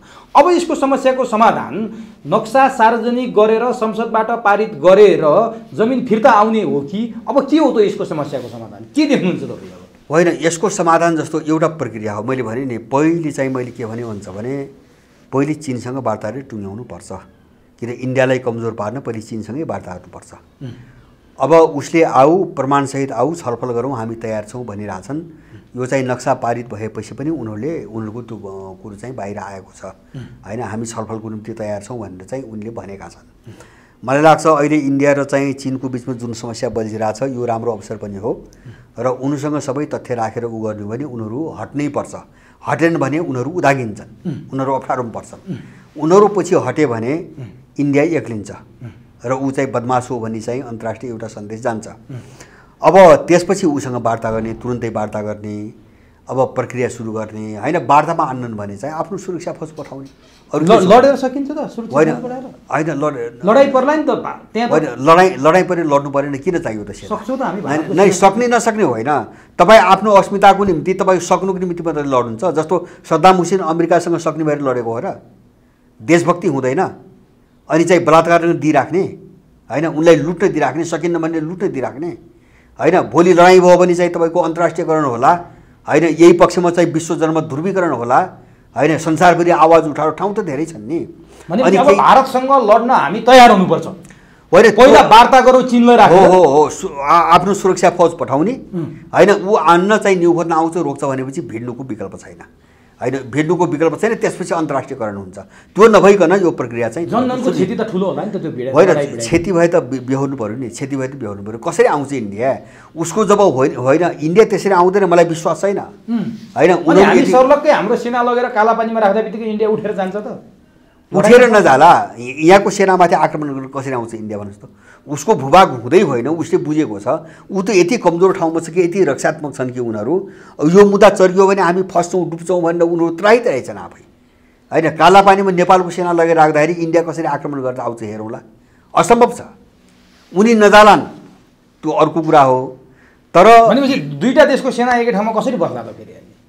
होइन, आफ्नो भूमिमा त गएर बस्नु पऱ्यो नि त। इन्डिया त निस्कनुपर्छ। माने प्रक्रिया सुरु नगरिकन तपाईँ कसरी विदेशी निस्कन्छ? त्यहाँबाट प्रक्रियामा त जानु पऱ्यो नि। त्यो प्रक्रिया तपाईँले भनेअनुसार पहिला चिनलाई राखेर मध्यस्थ गराएर वार्ता गर्नु पऱ्यो। वार्ता होइन, पहिले चिनलाई लिपुलेख सम्झौता निकाल्नु पऱ्यो होइन, जो 15 मा गरेका छन् नि इन्डिया र चिनले। पहिले त्यो सम्झौता उसलाई पछाडि धकेल्नु पऱ्यो, त्यसपछि इन्डियासँग कुरो गर्ने। यहाँबाट निस्क्यो चिनलाई अनुरोध गर्ने, चिन निस्किन्छ? नेपालले अनुरोध गर्ने भने होइन, छलफल गरौँ भनिरहेको छ, निस्किनु पऱ्यो नि। ए छलफल गर्न चाहिँ यिनीहरूले चाहिँ भारतले रोके हो फेरि? त अमेरिकनले रोक्छ, इन्डियाले रोक्छ, दिन्न छलफलै गर्न दिँदैन होइन। अस्ति नक्सा पारित त्यो होल्ला हुने बिचमा पनि चिनिया राजदूतबाट कुरै आएको छ, यो विषयमा हामी छलफल गर्न तयार छौँ, हामी हाम्रो सदस्यता छ भन्ने उनीहरू जब बोलिसकेका छन् भनेपछि चाहिँ पश्चिमाले उनीसँग पनि छलफल गर्न दिन्न, इन्डियासँग पनि छलफल समाधान हुन पनि दिन्न। यो त बल्झाइराख्ने हो, किन बल्झिराख्यो भने वातावरण धमिलो हुन्छ र खेलिराख्न पाइयो। यो सुल्झ्यो भने त उनी खेल्ने ठाउँै बन्द हुन्छ नि। भनेपछि यो चाँडो सकिने हालत छैन।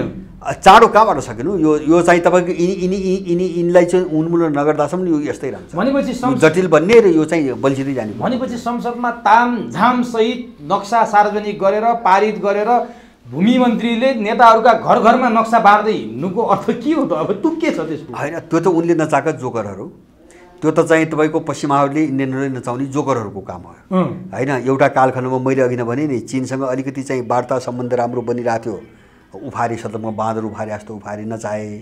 अब चिन र चाहिँ इन्डिया बिचमा तनाव भयो, वातावरण बनिरहेछ पख पख भने, हाम्रो पक्षमा वातावरण बनिरहेछ पख पख भने होइन।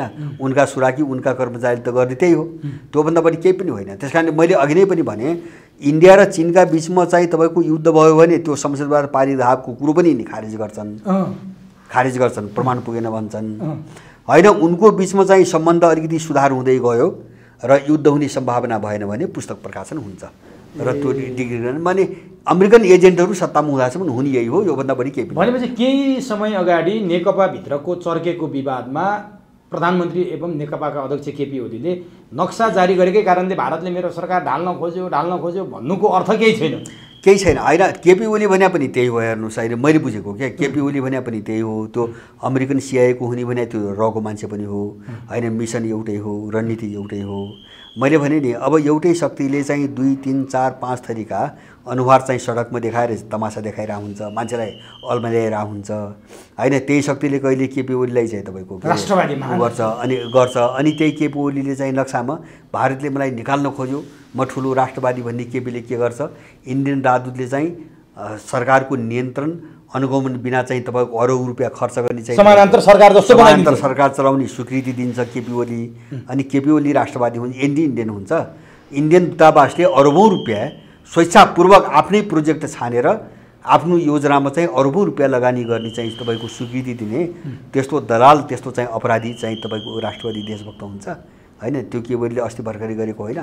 भनेपछि अपराधीहरूको कुरा छोड्नुहोस्, यिनको सार चरित्र बुझ्ने हो होइन। यिनले गर्ने बकबक र जो बकवास छ नि त्यसका पछि लाग्यो भने हामी केही पनि बुझ्दैनौँ। मैले पहिलेदेखि भनेको हो, यिनीहरूले जनतालाई भ्रममा चाहिँ राख्न सफल भएको छन् है।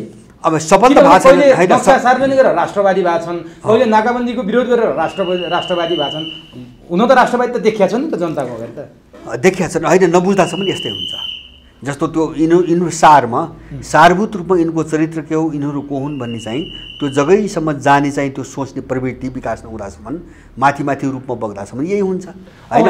अनि दुईटा केपीले बारम्बार कहिले चाहिँ नाकाबन्दीमा अडान लिने केपी ओली र कहिले नरेन्द्र मोदीको कोली हैन पनि देख्नुपर्छ, कहिले चाहिँ नक्सा राष्ट्रवादको ओली पनि देख्नुपर्छ, कहिले होली वाइन र इन्डियन दूतावासलाई चाहिँ अरबौँको स्वेच्छापूर्वक समानता सरकार चलाउने स्वीकृति दिने निर्णय गर्ने ओली पनि देख्नुपर्छ। भनेपछि नेपालको नाटक, नेपालको राजनीति एउटा थिएटरभित्रको नाटक जस्तो भएन र यो? बिल्कुल प्रहसन, यो पनि हास्य प्रहसन हो हैन। जो हामी आम जनता त्यसका दर्शक भयौँ, दर्शक जस्तो भएको छ नेपाली। तर धेरै दिन रहन्न यस्तो चिज, धेरै दिन रहन्न। एउटा के हो भन्छ भने जस्तो अब यो त मान्छेले धेरै पछि बुझ्यो, यद्यपि यो दशौँदेखि यही चल्दै आएको थियो हैन, तर सतहमा त धेरै पछि देख्यो मान्छेले। अब मान्छेले बुझेको छ हैन। अब सामान्य भावनामा मान्छे स्पष्ट छ जस्तो लाग्छ मलाई। अब हामीले के ठान्न हुनु भन्छ भने उही आधी अगाडिको सन्नाटा हुन्छ नि, त्यो सन्नाटालाई शान्ति भनेर ठान्न हुन्न हैन। मलाई के लाग्छ यो चाहिँ जुन दिन भड्कन्छ नि त्यो दिन चाहिँ ठेक्न सक्ने ताकत यिनीहरूमा रहन्न। अब अहिलेसम्म त भारत र नेपालको बिचको, हाम्रो देशको बिचको सीमाको विषयको विवादको जड कारण के, कहाँबाट के भइरहेछ भन्नेमा गयौँ र चीन चाहिँ योमा मध्यस्थकर्ता गर्नुपर्छ, लिपुलेखको सम्झौताबाट ऊ त्यहाँबाट निस्किनुपर्छ भन्ने हाम्रो कुरा हो। तर त्यही चीनसँग फेरि अर्को सीमाको विवाद भयो। केही महिना अगाडि चीनले 14 ठाउँमा सीमा मिचेको छ भन्ने कुरा सञ्चार माध्यममा सार्वजनिक भयो, त्यो पनि विज्ञ समूहमै बसेका के एकजना व्यक्तिले। त्यो अब यो त हामीले अहिलेसम्म नेपाल र भारतको बिचमा भएको सीमा विवादको विषयमा नेपाल सरकारले, भारतले कहाँबाट के कसरी गरिरहेछन्, प्रधानमन्त्रीको त्यो अभिव्यक्ति किन आयो भन्ने विषयमा केन्द्रित भएर कुरा गर्यो र समाधान कसरी हुन्छ भन्ने विषयमा पनि छलफल गर्यो। अब जसले समाधानको लागि हामीलाई सहयोग गर्छ भनेर हामीले चीनलाई इङ्गित गऱ्यौँ, जो लिपुलेखको सम्झौताबाट त्यो पछि हट्नुपर्छ भन्ने कुरा पनि हामीले गऱ्यौँ।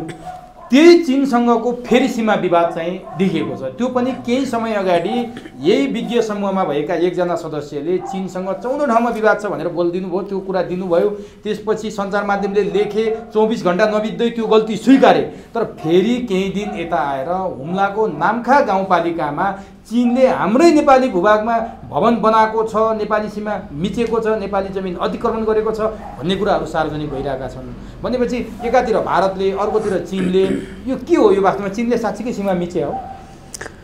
अब यसलाई मैले एउटा कुरा दोहोऱ्याउँछु फेरि।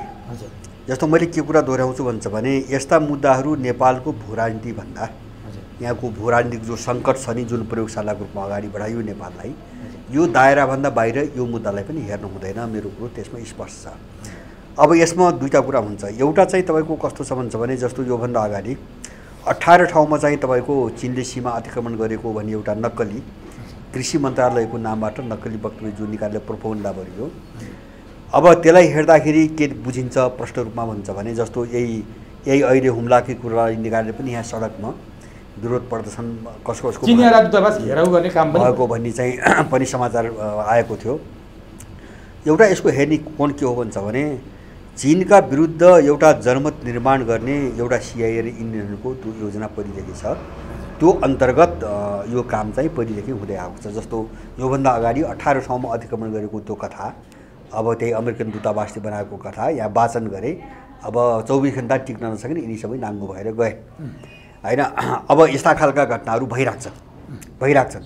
यो पश्चिमा र इन्डियनको डिजाइनमा यो भइरहेको छ। अब यसको दोस्रो पाटो के हो भन्छ भने अब जस्तो यसलाई चाहिँ सरकारको तर्फबाट दुईटा व्यक्तिबाट खण्डन आयो। परराष्ट्र मन्त्रालयले पनि खण्डन गर्यो, परराष्ट्र मन्त्रालयको पनि आयो, गृहमन्त्री बोलेको कुरो पनि आयो, त्यो चीनकै भूभाग हो भन्ने आयो, अतिक्रमण भएको छैन भन्ने कुरो आएको छ। अब अहिले उनीहरू त्यो ढङ्गले बोल्दै हामीले अतिक्रमण गर्यो भनेर चाहिँ हामीले रहँदैन। अब यसको दोस्रो पाटो मैले जस्तो अमेरिकन र इन्डियनहरूले उचाल्ने चीन विरोधी माहौल बनाउने एउटा जो रणनीति हो नि, त्यो बाहेक मैले अर्को एउटा पाटो जोड्न चाहन्छु। मैले भने नेपालको भू राजनीतिलाई चीनका विरुद्धमा कसरी प्रयोग गर्ने भन्ने गेम डरलाग्दो ढङ्गले अगाडि बढाएको छ। त्यसको एउटा चाहिँ तपाईँको नमुना एमसीसी नै हो हैन। यो बारम्बार मैले भन्दै आएको छु, एमसीसी कुनै परियोजना होइन, आर्थिक परियोजना होइन। जस्तो अस्ति चाहिँ 20 दिन अगाडि डोनाल्ड ट्रम्पको एउटा कुरा आएको छ, सायद तपाईँहरूले हेर्नुभयो होला। अहिलेसम्म यहाँका गुप्तचरहरूले त्यो चाहिँ अब के अरे रेन्डी बेरीका चाहिँ तलबीहरूले अहिलेसम्म के भनेको थिए भन्दाखेरि यो इन्डो पेसिफिकको अङ्ग होइन भनेको थिए होइन। इन्डो पेसिफिकसँग कुनै सम्बन्ध छैन, विकास निर्माणको लागि एक थरी त्यो भनेको थियो। अर्को थरीले इन्डो पेसिफिक भने एउटा पोलिसीको कुरा हो, त्यससँग जोडिएको भए पनि के बिग्रन्छ भन्ने कुरा उनीहरूले गरेका थिए। जबकि यो अनुदानलाई अमेरिकनहरूले इन्डो पेसिफिक रणनीति अन्तर्गत हो भनेर आफ्नो डकुमेन्ट्समा पटक पटक लेखेका छन्। त्यो डकुमेन्टेसन गरेको छ र अमेरिकन काङ्ग्रेसबाट पारित पनि भइसकेको छ होइन। यो एमसिसी प्रोजेक्ट पारित पनि भएको छ र अमेरिकाको मन्त्री बोले भियतनाममा, नेपालको सन्दर्भ उठाएर भियतनाममा पनि बोले, नेपाल आएर पनि बोले होइन, उनका दस्तावेजमा बोले इन्डो पेसिफिक भित्रै दिएको हो भन्ने कुरो बोले। अब अस्ति अमेरिकन राष्ट्रपतिको मैले कुरो उठाउँदै थिएँ, उनी के भन्छ भने अस्ति 20 दिन अगाडि चीनसँग लड्नको निम्ति हामीले इन्डो पेसिफिक रणनीति बनाएको हो र चीनको सामना गर्नको निम्ति यो क्षेत्रका इन्डो पेसिफिक क्षेत्रका सबै देशहरू यसमा आबद्ध हुनुपर्छ। अब आबद्ध हौ र हामीले यसको मातहतमा जो क्वाड भन्ने बनाएको छ नि, अहिले 4 देश मात्रै छन्, त्यसलाई विस्तार र परिमार्जन गरिकन त्यसलाई एसियाको नेटोको रूपमा विकास गरेर चीनसँग चाहिँ सामना गर्नुपर्छ भनेर चाहिँ डोनाल्ड ट्रम्पले अपिल गरे।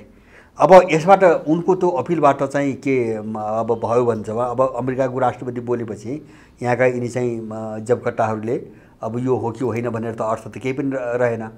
अनि चाहिँ अब त्यो चाहिँ तपाईँको इन्डो पेसिफिक चीनसँग लड्न बनाइएको हो र एमसिसी इन्डो पेसिफिकको रणनीति अन्तर्गत आएको हो भन्ने कुरो त क्लियर भयो।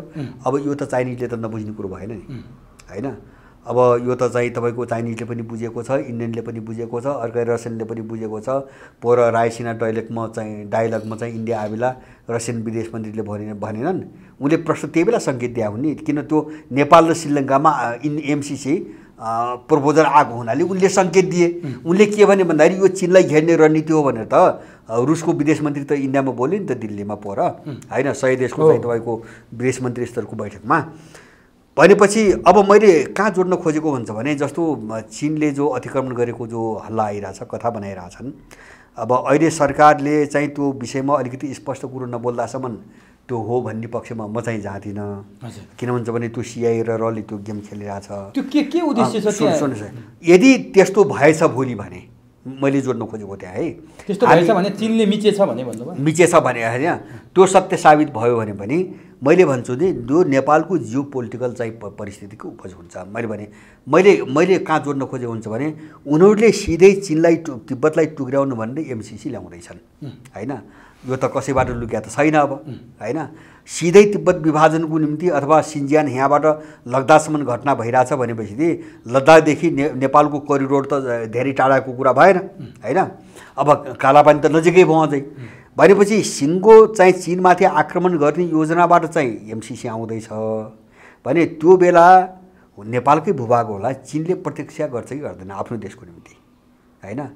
चीनले प्रतीक्षा गर्छ कि गर्दैन कि चाहिँ नेपालमा चाहिँ सिआइए मार्च गर्ने, सिआइएको सेना चाहिँ नेपालमा मार्च गर्ने, अनि चाहिँ चिनियाहरूले हेरिराख्ने कुरा हुन्छ र कुनै पनि देशले त्यस्तो गर्छ हाम्रो निम्ति पो त्यो पीडादायी होला। तर उसले त्यो प्रतिकारको निम्ति त कसैका सिमाना मिचेर भए पनि त अगाडि बढ्छ होइन। त्यस्तो भएछ भने पनि त्यो कारणले हुन्छ। सुन्नु चाहिँ मैले यो पहिले भनेको छु, अहिले मात्रै होइन, नेपालमा एमसिसी मात्रै आओस् होइन, तपाईँको अब यो चाहे तपाईँको इन्डिया बनोस्, चाहे चीन बनोस्, चाहे अमेरिका बनोस्, यिनको चाहिँ तपाईँको युद्ध नेपालमा त्यो तस्बिर मान्छेले त्यसपछि देख्छ। किनभने यो सामान्य कुरा छैन यो होइन, यो मामुली कुरा छैन। जस्तो चाहिँ इन्डो के अरे चाहिँ साउथ चाइना सीमा देखिराख्नु भएको छ नि, ऊ चीनले चाहिँ तपाईँको के अरे चाहिँ ताइवानभित्रै चाहिँ युद्ध विमान जहाजहरू उडाइरहेछ होइन, पटक पटक उडाइरहेछ र कतिखेर ताइवानले एउटा मिसाइल चलायो भने उसलाई झर्यामझुरुम पार्ने भन्ने चाहिँ दाउ हेर्नु चीन बसिया छ। किनभने त्यो अमेरिकनको हातमा त जान दिन्न नि त, आफ्नो सामुन्यमा चाहिँ अमेरिकनहरूलाई त त्यहाँ बस्न दिँदैन ताइवानमा उसले। भनेपछि अब नेपाल त्यही हो, तिब्बत जति संवेदनशील तपाईँको ताइवान छ नि, ताइवान बन्दैछ नेपाल होइन, ताइवानभन्दा खतरनाक ठाउँ छ हो, ताइवान बनाउँदैछन् यिनीहरू होइन। जस्तो ताइवान जुन अवस्थामा फस्यो नि आज, अहिले त्यही अवस्थामा पुर्याउँदैछ नेपाललाई भने तिब्बत विभाजन गर्ने मिसनमा एमसिसी ल्याउने, अमेरिकन सेना ल्याउने, अनि चीनले हेरिदिन्छ। तपाईँ हामी कल्पना गर्छौँ हामीलाई पो पीडा होला त। जस्तो चिनियाहरू नेपाली भूभागभित्र पस्यो भने हामीलाई पो हाम्रो देश भनी पीडा होला। उनीहरूले आफ्नो प्रतिरक्षाको कोणबाट त्यो त गर्ने भए। तर भारतले सीमा मिच्दा हामीलाई जति दुख्छ नि, दुखिया छ नि त, आज त हरेक नेपालीले दुखिया छ। चीनले सीमा मिच्दा पनि त दुख्ने त्यही होला नि त। होइन, दुख्नुपर्छ होइन, यसमा अन्यथा होइन। तर कारण फरक हुन्छ। कारण फरक के हुन्छ भने जस्तो इन्डियाले सीमा जति लुटिरहेछ होइन, गुन्डाको शैलीमा एकहोरो ढङ्गले लुटिरहेछ होइन, नेपाललाई चाहिँ आफ्नो प्रान्त हो भन्ने मानसिकताबाट लुटिरहेछ। यदि चीन भोलि पस्यो भने है, म अहिलेको कुरा गरिरहेको छैन, अहिले पसेको छैन, भोलि पस्ने सम्भावना छ? होइन, सम्भावना होइन, अनिवार्य अपरिहार्य। एमसीसी आओस्, चीन पसेको पर्छ नै त्यसपछि देखिन्छ। मैले बारम्बार भनिरहेको छु। भनेपछि अहिले चीनले जे नामखामा जे गतिविधि त्यहाँ सुनिएको छ है, त्यो भएको हो होइन, त्यो थाहा छैन। अहिले जुन सङ्केत त्यहाँ देखेको छ यो एमसीसीको विरुद्धको सङ्केत हो। एक्ज्याक्टली मैले भन्न खोजेको त्यही हो। अमेरिकनहरू त्यो उनीहरूले के हेरेका छन् भन्छ भने अमेरिकाको इन्डो प्यासिफिकको अन्तर्गतको एउटा सैन्य टुकडी होइन आएर नेपालको चाहिँ एउटा सेनाको ब्यारेकभित्र अफिस राखेर बसिरहेको छ, बसिसकेको छ होइन, धेरै पहिलेदेखि। अनि चाहिँ तपाईँको यहाँ चाहिँ लकडाउनको बिचमा चाहिँ उनका इन्डो प्यासिफिक सेना आएर यहाँको आर्मीलाई ट्रेनिङ प्रशिक्षण दिइरहेछ। तिनी फोटो पनि सबै बाहिर आइसकेका छ होइन। अनि के अरे चाहिँ तपाईँको काभ्रे चाहिँ उनको चाहिँ सारा गतिविधि चलखेलको अड्डा बनेर चाहिँ तपाईँको रहेछ। अनि यो त्यो मात्रै होइन, तपाईँको नेपालका जो बौद्ध गुम्बा भन्छन् नि, जानुहोस् तपाईँलाई केही 8-10वटा गुम्बामा यहाँ तपाईँले छिर्न दिँदैन सर्वसाधारण। पुलिस र सेनाले सुरक्षा दिएर, किनभने तिनी सिआइएको हतियार स्टोर हुन्थे, गोदाम हुन् सिआइएका। सारा चाहिँ हतियारले भरिभराउ छन्, सारा चाहिँ तपाईँको गुम्बाहरू, दलाइ लामाबाट कन्ट्रोल गुम्बाहरू। यो सबै बुझिया छैन दुनियाँले। अनि यत्रो तयारी सहित चाहिँ तिब्बतमाथि एट्याक गर्ने योजनामा जब एउटा विदेशी शक्तिलाई खोलियाम यहाँ बस्न दिइन्छ भनेपछि चीनले नेपाल भन्छ त्यो बेला। त्यसैले कारण फरक हुन्छ। मैले भने नि, इन्डियनहरूले चाहिँ हामीले केही नगर्दै हाम्रो जमिन अतिक्रमण गरेका छन्। यदि चीन भोलि त्यो ढङ्गले नेपाल पस्यो भने नेपालले गरेको जो अपराध हो नि होइन, उनको जो मत्यारबारी गर्छ नि, त्यसको काउन्टर गर्नुको निम्ति उनीहरू पस्छन् भने कारण फरक हुन्छ। बुझ्नुभयो कि नै? कारण फरक हुन्छ होइन। तर अब पिसिने भयो त नेपाल। कसको कारणले? यिनी अपराधीको कारणले। सत्तामा बस्ने सिआएर रहेका यिनी जो पाल्तु गुन्डा छन् नि, यिनको कारणले नेपाल पिसिने भयो। त्यो मैले बारम्बार 10औं वर्षदेखि मैले भन्दै आएको कुरा के हो भन्छु भने नेपाल अहिलेको यो ध्रुवीकरणमा संसारको सबैभन्दा विस्फोटक बिन्दु हो। त्यो चाहिँ ताइवानभन्दा बढ्ता हो, ताइवानभन्दा बढी हो। मेरो अनुमान त्यो छ, किन ताइवानले चाहिँ चीनलाई घुर्काउनुको निम्ति त्यहाँ चाहिँ अमेरिकन ल्याउने, वार्ता गर्ने, छलफल गर्ने गरिरहेछ होइन। तर जोखिम मोल्ने गरी त्यहाँ कसैलाई पनि पस्न दिँदैन। जस्तो जापानको प्रधानमन्त्री जाने कुरो थियो, उसले स्थगित गर्यो। उसले चाहिँ ताइवानभित्र चाहिँ युद्ध विमानहरू परिचालन गरेपछि ताइवानले जापानको प्रधानमन्त्री हामीले बोलाएका छैनौँ भनेर खण्डन गर्नु पर्यो त्यहाँको राष्ट्रपतिले होइन। ऊ त्यति सतर्क छ, किन कमसेकम ऊ चाहिँ अमेरिकासँग मिल्यो भए पनि सोभियतले काम गर्ने अलिकति स्वतन्त्र स्वाधीन छ नि त त्यहाँको मान्छे। यहाँको त टट्टु हो, घोडो हो, यहाँको त गधा हो होइन। उनको दानापानीमा बाँचेको गधा हो। त्यसकारणले गर्दाखेरि यिनीहरूसँग त्यो रोक्ने अथवा ना भन्ने ल्याकत पनि छैन। त्यसकारणले नेपालमा बढी खतरा छ उनको उपस्थिति मात्र होइन, तपाईँ विश्वास गर्नुहोस् र नेपालले विश्वास गर्नुपर्छ। अब यो छद्म भेषमा बाहिर नदेखाइकन यहाँ अमेरिकन सेनाको ठुलो सङ्ख्या हतियारसहित नेपालभित्र बसेको छ, विभिन्न आवरणमा, कतै गुम्बाको आवरणमा, कतै चाहिँ तपाईँको सेनालाई तालिम दिने आवरणमा, कतै चाहिँ इन्डो प्यासिफिक एमसिसीको आवरणमा। मैले बारम्बार एमसिसीको आपत्ति 2टा प्रावधानमा गरेको, 3टा प्रावधानमा। एउटा चाहिँ संसदबाट पारित गरेर त्यसलाई संवैधानिक रूप दिन खोजियो, किन त्यसरी पारित गरिदियो भने सरकारले भोलि हस्तक्षेप गर्न पाउँदैन, कुनै पनि सरकारले, उसलाई स्वायत्त बनाइयो। दोस्रो चाहिँ एउटा स्वायत्त अङ्गको रूपमा त्यसलाई कसैसँग पनि कुनै प्रकारको सम्झौता गर्न सक्ने अधिकार त्यो सम्झौतामा लेखियो। त्यही अधिकार प्रयोग गरेर उसले चाहिँ सेना बोलाउने हो होइन, आफ्नो सुरक्षाको निम्ति। भोलि चाहिँ अमेरिकन सेना उसले त्यही सम्झौता प्रयोग गरेर बोलाउँछ, किन त्यो राइट उसलाई दिएको छ। तेस्रो मैले भन्न खोजेको के हो भन्छ भने यत्रो ठुलो भूगोल, झनै चाहिँ तपाईँको 75% नेपालको भूगोल पूर्वाञ्चलदेखि मध्यपश्चिमाञ्चल भन्ने भाषा छ त्यहाँ होइन। अमेरिकन कानुनमा चाहिँ तपाईँको हवाला गर्ने कुरा छ, नेपालको कानुन संविधान नलाग्ने गरी। भनेपछि अब यो ढङ्गले चाहिँ अगाडि बढिसकेपछि चिनियाहरू के चाहिँ तमासा हेरेर बस्छ, चीन तमासा हेरेर बस्छ, त्यो पनि उनका विरुद्धमा। यत्रो भारी भरकम जालसाजी त नेपालबाट त अमेरिकाले लग्ने कुरो छैन। यो सब के को निम्ति? यो सम्झौता के को निम्ति? तपाईँ अनुमान गर्नुहोस् न। यदि यो भूराजनीतिक मुद्दा होइन, चीनसँग लड्ने रणनीति होइन भने अनि सारा उनको कानुन अन्तर्गत चाहिँ नेपाल आउनुपर्ने, उनले स्वतन्त्रतापूर्वक सबै खालका शक्तिसँग सबै खालको सम्झौता गर्न पाउनुपर्ने, अनि उनलाई चाहिँ नेपालको संविधान कानुनबाट स्वायत्त बनाउने प्रावधान किन? यसको जवाब त खोज्नु पर्यो नि। भनेपछि तपाईँले अघि भन्नुभयो नि नेपालका दलाई लामाको कमान्डमा रहेका गुम्बाहरू र केही ठाउँहरू बमबार्डले चाहिँ भरिएका छन्।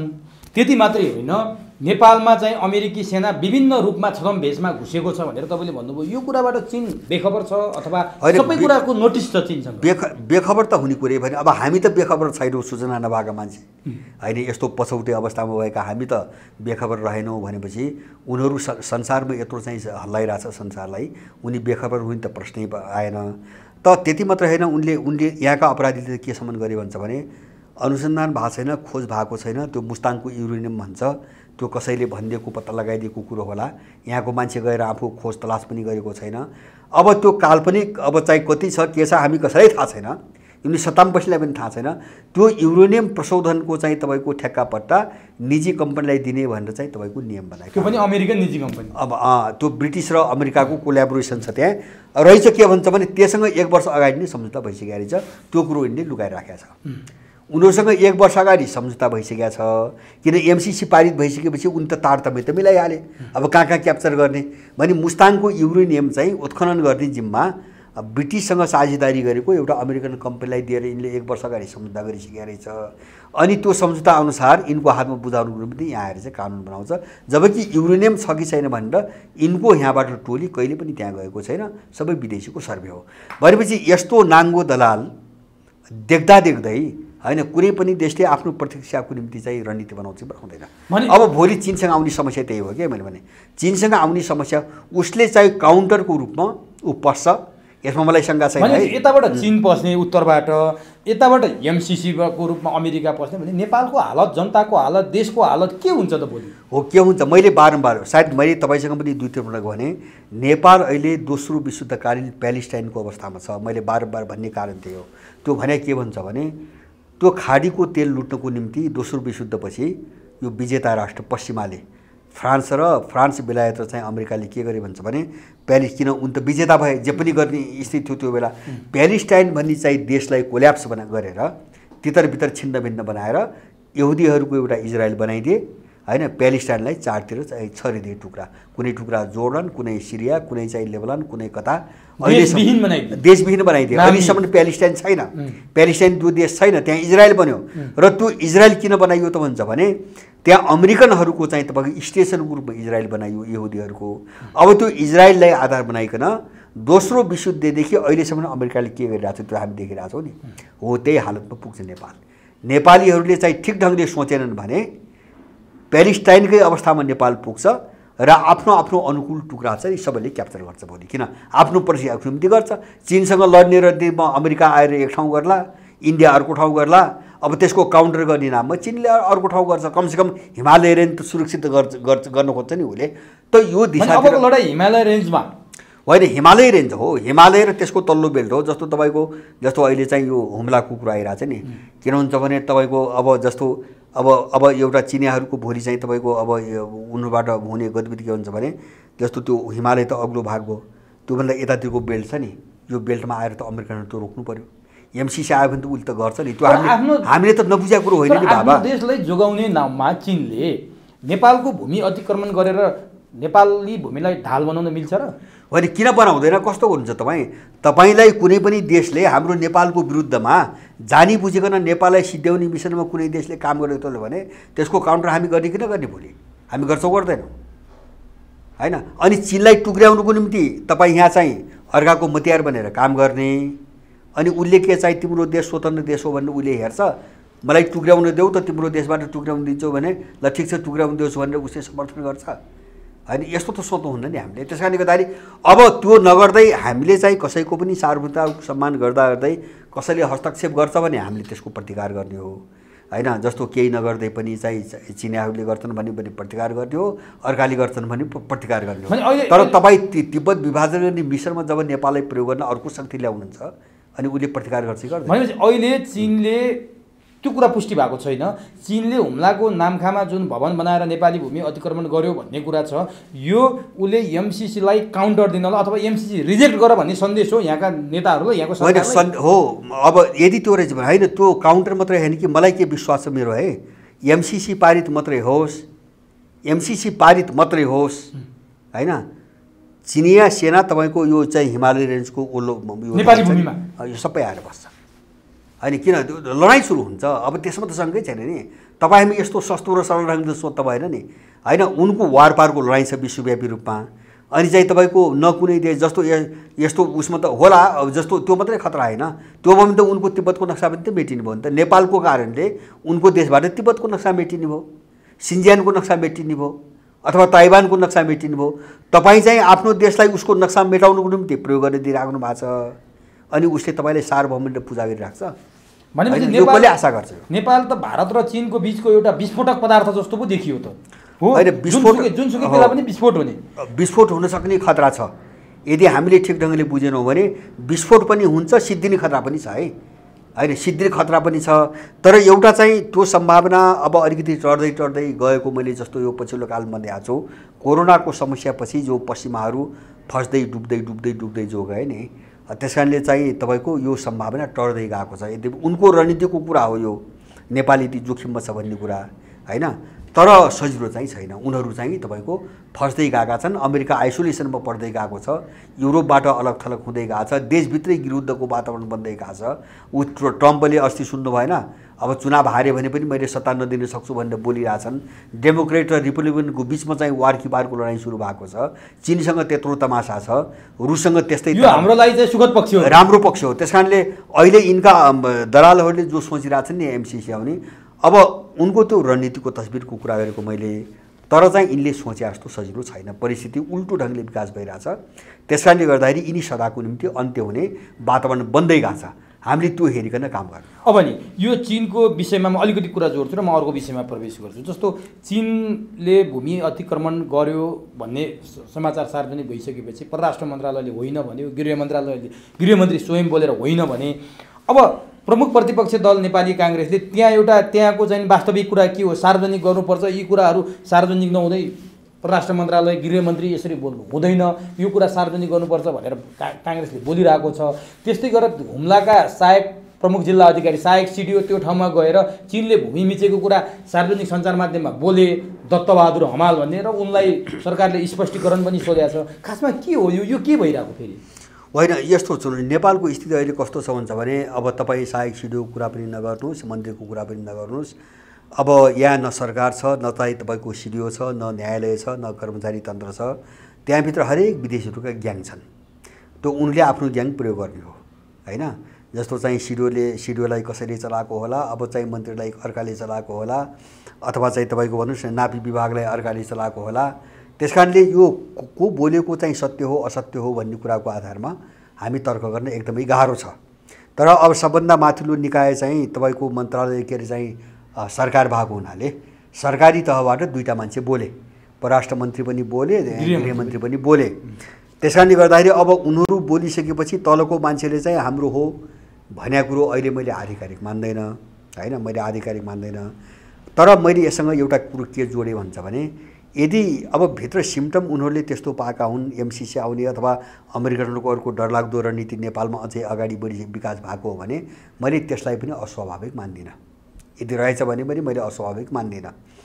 एउटा दोस्रो कुरो, अब काङ्ग्रेसको जो कुरो गर्नुभयो नि, काङ्ग्रेसको सबैले बुझाएको कुरो हो। जस्तो अब चीनसँगको एउटा बिन्दुमा जुन उसले एकदम हाइलाइट गरेर चाहिँ कुरा गर्छ नि, अब संसदमा प्रस्तावै राखेको नि, सङ्कल्प प्रस्ताव राखे। किन हुन्छ भने अब एउटा चाहिँ लिम्पियाधोरामा त उनीहरूले अमेरिकन उक्साएर चाहिँ उनीहरूले यस गरेको, तर इन्डियाले चाहिँ कब्जा गरेको अरू 80 भूभागमा यिनीहरू त बोल्दैन, त्यहाँ बोलेनन्। मैले भन्नु चीनले भूमि मिचिसक्यो भन्ने समाचार आइसकेपछि काङ्ग्रेसले संसदमा सङ्कल्प प्रस्तावै दर्ता गर्यो। मैले त्यो फेक साबित भयो। फेक साबित भयो होइन। अब त्यही दर्ता त इन्डियाले कब्जा गरेको ठाउँमा त काङ्ग्रेसले गर्दैन। एउटा अपवाद लिम्पियाधुरामा गरे हो त्यो उनले उठाएको हो होइन। तिमी उभिएर पारित गरेर इन्डियालाई चाहिँ याक्नु पर्यो भनेर सिआइएले भनेपछि अर्को भूभागमा त काङ्ग्रेस त बोल्दैन होइन। ऊ बोल्छ चिनको विषयमा मात्रै, किन ऊ रणनीतिमा छ, एउटा भूराजनीति उनको भूराजनीतिक चाहिँ रणनीतिमा छ। त्यस कारणले काङ्ग्रेसले यो कुरो बारम्बार अतिरिन्छ। जस्तो अस्ति बेकुब भयो भने त त्यो पार्टी हो कि त्यो चाहिँ तपाईँको तल्लो स्तरको ग्याङ हो होइन, फाल्तु जोकरको ग्याङ हो भन्ने कुरो त्यसरी देखेर त्यो बुझ्दै नबुझिकन वास्तविक के हो भने बुझ्ने हतारमा। किन भन्छ भने यिनको दिमागमा के हुन्छ भन्छ भने र सिआइएलले फालिदिएका जालहरू तिग्रमबाजुहरू पुरै सत्य हुन्छन्। यिनलाई दिमाग त त्यो हुन्छ नि त, त्यो खुवाएर पालेको चौकीदारले त अर्को कुरो त सोध्दैन नि, त्यो फेक पनि काम गर्छन् उनीहरू भने त यिनीहरू सोध्दैनन्। गएर झ्यापै दर्ता गरिहाले, त्यसपछि बौला बन्नु पऱ्यो, पागल दुनियाँको नजरमा पागल बन्नु पऱ्यो। अब त्यस्तै गरेर अहिले पनि सक्रियतापूर्वक परिचालन गरेको उनले हो। विज्ञप्ति निकालेको छ, परिचालन सिआइएले गरेको छ। तर उनीहरू चाहिँ इन्डियाले कब्जा गरेको अरू भूभागको विषयमा बोल्नेवाला छैन काङ्ग्रेस होइन। मैले भने लिम्पियाद्वारा त उनले खडा गरे, उनको चाहिँ राजनीतिक एजेन्डा भएर बोल्यो, अपवादमा बोल्यो, अरू विषयमा काङ्ग्रेस बोल्दैन। त्यस कारणले यिनीहरू सबै मिसनमा काम गरिरहेका छन्। त्यस कारणले यिनले के कुरो बोल्छन् भन्नेतिर गयौँ भने हामीमा भ्रम सिर्जना हुन्छ। एउटा चिज हाम्रो तर्फबाट कर्तव्य के हो भन्छ भने यदि त्यस्तो चीनसँग त्यस्तो समस्या केही उत्पन्न भएको जस्तो हुम्लामा त्यस्तो हो भने त्यो सरकारले होइन छिटोभन्दा छिटो त्यो क्लियर गर्नुपर्छ। क्लियर मात्रै गर्नु पर्दैन कि जो यो चाहिँ बाहिर बोलिरहेछन् नि यिनीमाथि कारबाही पनि गर्नुपर्छ। यदि चाहिँ मन्त्रीहरू बोलेको कुरा सत्य हो भने यिनीमाथि तुरुन्त कारबाही हुनुपर्छ। होइन भने के हुन्छ भन्छ भने मैले अघि नै भने यस्तै चाहिँ दुनियाँका एजेन्टहरूलाई बकवास गरेर दिइराख्ने र चाहिँ अब एमसिसीको निम्ति यस्तै गरिराख्नु हो भने अब उनीहरू नाउलान् भन्न सकिन्न। त्यो चाहिँ सामान्य कुरो हो। अब नि तपाईँले एउटा प्रश्न सोध्छु यो बारेमा। तपाईँलाई चाहिँ के लाग्छ, तपाईँले त अध्ययन निकै गर्नुभएको छ, राष्ट्रिय अन्तर्राष्ट्रिय रूपमै तपाईँले धेरै कुरा अध्ययन गरे हुनाले भारतको अमेरिकाको सीमाका बारेमा पनि धेरै बोल्नुभयो। चीनसँगको चाहिँ के हो जस्तो लाग्छ तपाईँलाई यो नाम खाएको कुरा चाहिँ? होइन, यो चाहिँ जस्तो त्यहाँ एउटा अनिश्चित के छ भन्छ भने चीनसँगको सिमानामा त्यो पिलरहरू धेरै टाढाको दूरीमा राखिएका छन्। नेपाली भूमिमा होइन, नेपाली सिमाना भए पनि धेरै ठुलो दूरीमा होइन। जस्तो कैयौँ किलोमिटरको दूरीमा एउटा पिलर हुन्छ, त्यसपछि अब 10 किलोमिटरभन्दा बढी नागेपछि अर्को दूरी आउँछ, भएपछि 10 किलोमिटरको बिचमा त केही पनि छैन होइन। अनि त्यहाँनिरको ठाउँहरू जिगज्याग त हुन्छ नि, त्यस कारणले अलिकति अगाडि पछाडि तलमाथि पर्न सक्छ होइन। किन भन्छ भने त्यो सर्लक्क मानव बस्ती पनि छैन, देखिने ठाउँ पनि छैन, कुनै बनाउ चाहिँ तपाईँको सिमाना पनि छैन। जस्तो मैले भन्न खोजेको यहाँ एउटा पिलर छ, यहाँबाट मान्नुहोस् अब 10 किलोमिटर भनेपछि झनै थानकोट पुग्नु पर्ला। अब थानकोट र यहाँको बिचको जो जमिन हो नि, अब त्यो जमिन पहाड होला, हिमाल होला, अथवा चाहिँ हिउँ मात्रै होला, केही होला। अब त्यो ठाउँमा त अलिकति चाहिँ भित्र पस्ने बाहिर पस्ने त्यो त यकिन त हुँदैन, ठ्याक्कै यहाँनिर पनि यकिन त हुँदैन। मोटामोटी नक्साले अनुमान गर्ने हो। नक्साले अनुमान गर्दाखेरि यहाँ के भनेको छ मन्त्रालयले, नक्सा भिडाएर हेर्दाखेरि त्यो नेपाली भूभागमा देखिन्न भन्ने चाहिँ मन्त्रालयको कुरा छ। नक्सा भिडाएर हेरियो, अब त्यसले अनुमान गर्दाखेरि त्यस्तो देखिन्न भन्ने चाहिँ यिनको आछ। र मलाई के लाग्छ भन्छ भने अब चिनिया राजदूत पनि यो नेपालको होइन, नेपालले चाहिँ प्रमाणीकरण गरे हुन्छ होइन, त्यो चाहिँ अझै जाँच परख गरेर चाहिँ भने हुन्छ भनेर चिनिया राजदूत पनि बोलेको सुन्यो। अब चीनको तर्फबाट अधिकारीको बोलिसकेपछि उनीहरू आफू फस्ने अप्ठ्यारो हुने हिसाबले पक्कै पनि बोलेका छैनन्। किन त्यो त विवादास्पद एउटा उनीहरूको राम्रो छवि छ। भोलि यस्तो चाहिँ धोकापूर्ण कुरा गरेपछि त भोलि त उनीहरू त इन्डियन हुने हो नेपालभित्र होइन, त्यो नेपालको साबित भयो भने त भोलि इन्डियन हुने हो। अब त्यो स्तरमा जाने चाहिँ रुचि उनलाई पक्कै पनि होइन। तर मैले एउटा सम्भावना कहाँ खतरा चाहिँ देखाउन खोजेको हुन्छ भने नेपालभित्र यो इन्डियन र अमेरिकनको खाने यिनी अपराधीहरू छन् नि, यिनले यही हरकत जारी राख्यो भने अब भोलि त्यस्तो हुने सम्भावनालाई मैले नकार्न सकिन्न। अहिले त नहोला, तर भोलि त्यो सम्भावना छ। होइन, सम्भावना मात्र होइन, त्यो हुन्छ। मैले देखेको त्यो हुन्छ। आफ्नो प्रतिरक्षा तिब्बतको चाहिँ प्रतिरक्षाको निम्ति अब यहाँबाट चाहिँ नाङ्गु रूपमा तिब्बत विभाजनको विषयमा कुनै काम भयो भने चिनियाहरू काउन्टर गर्नको निम्ति नेपालभित्र पस्छन् भन्ने कुरामा मलाई पुरै विश्वास छ। अब अहिलेसम्म त हामीले यो राजनीतिक भन्दा पनि अन्तर्राष्ट्रिय रूपमा सिमानाका विषयमा कुरा गऱ्यौँ। अब अलिकति थोरै राजनीतिक विषयमा कुरा गरौँ। नेपालको आन्तरिक राजनीतिक प्रमुख केन्द्रमा सत्तारूढ दल नेपाल कम्युनिस्ट पार्टी नेकपा नै छ। अहिले नेकपाभित्र मन्त्रीमण्डल पुनर्गठन गर्ने नगर्ने भन्ने विषय चाहिँ एकदम पेचिलो रूपमा बहसको रूपमा अगाडि बढेको छ। तपाईँलाई के लाग्छ, मण्डल पुनर्गठन गरेपछि यो झन्डै 3 वर्ष हुन थालिसक्यो। 3 वर्षको बिचमा सिनको नबाचेको भनिएको सरकारले अब मन्त्रीमण्डल पुनर्गठन गरेपछि द्रुत गतिमा काम हुने सम्भावना छ अबको 2 वर्षमा? होइन, कामको निम्ति मन्त्रीमण्डल पुनर्गठन हुने होइन। अब हामी त्यस्तो सोचबाट छलफल पनि गर्नु हुँदैन।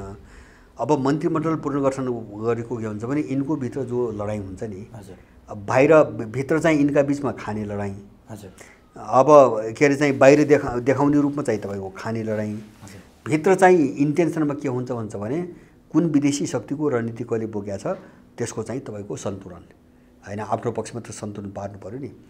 अब त्यसको निम्ति यिनले जे चल्दै आएको थियो अहिले त्यो अस्थायी खालको युद्ध विराम हो। जस्तो मन्त्रीमण्डल पुनर्गठन भनेको अब केही मान्छे माधव नेपालका दिनु पऱ्यो, केही प्रचण्डका दिनु पऱ्यो, अब झलनाथका छन् भने चाहिँ अब एक आध मान्छे उनका हाल्नु पऱ्यो। र अहिले चाहिँ जस्तो यो यो यो यो चाहिँ सम्झौता कहाँबाट हुन्छ भन्छ भने मैले सायद पहिले पनि भनेको थिएँ, जस्तो यस्ता खालका पोहोर पनि एउटा भयो नि तपाईँको के अरे मङ्सिर 4 गते प्रचण्डलाई कार्यकारी अधिकार सहितको अध्यक्ष एउटा सम्झौता भयो। अनि बिचमा चाहिँ यो वर्षको बिचमा चाहिँ अहिले वारपार गर्लान् जस्तो गरेर चाहिँ झगडा गरे। अनि फेरि त्यही पोहोरकै विषयमा एउटा सम्झौता भयो, अहिले समझदारी भयो त्यही विषय। अब त्यो त पोहोरै भइसकेको थियो होइन। अब यो बिचमा किन भयो त भन्दाखेरि यहाँ बार्गेनिङ भयो, जस्तो यिनको तर्फबाट खाने बार्गेनिङ भयो। अब त्यो किन हुन्छ भन्छ भने जस्तो केपीले अध्यादेश मार्फत चाहिँ खेल खेल्न जो खोजे त्यो असफल भएपछि वातावरण बिग्रियो। त्यस कारणले एकहोरो ढङ्गले आफ्नो रणनीतिमा अगाडि बढ्दाखेरि पनि भोलि केपीको सरकार बन्ने कुरो निश्चित भएन। अब केपीको सरकार ढालेर चाहिँ अगाडि आउन जसले सोचिरहेको थियो उनको पनि कुरा त सुनिश्चित भएन।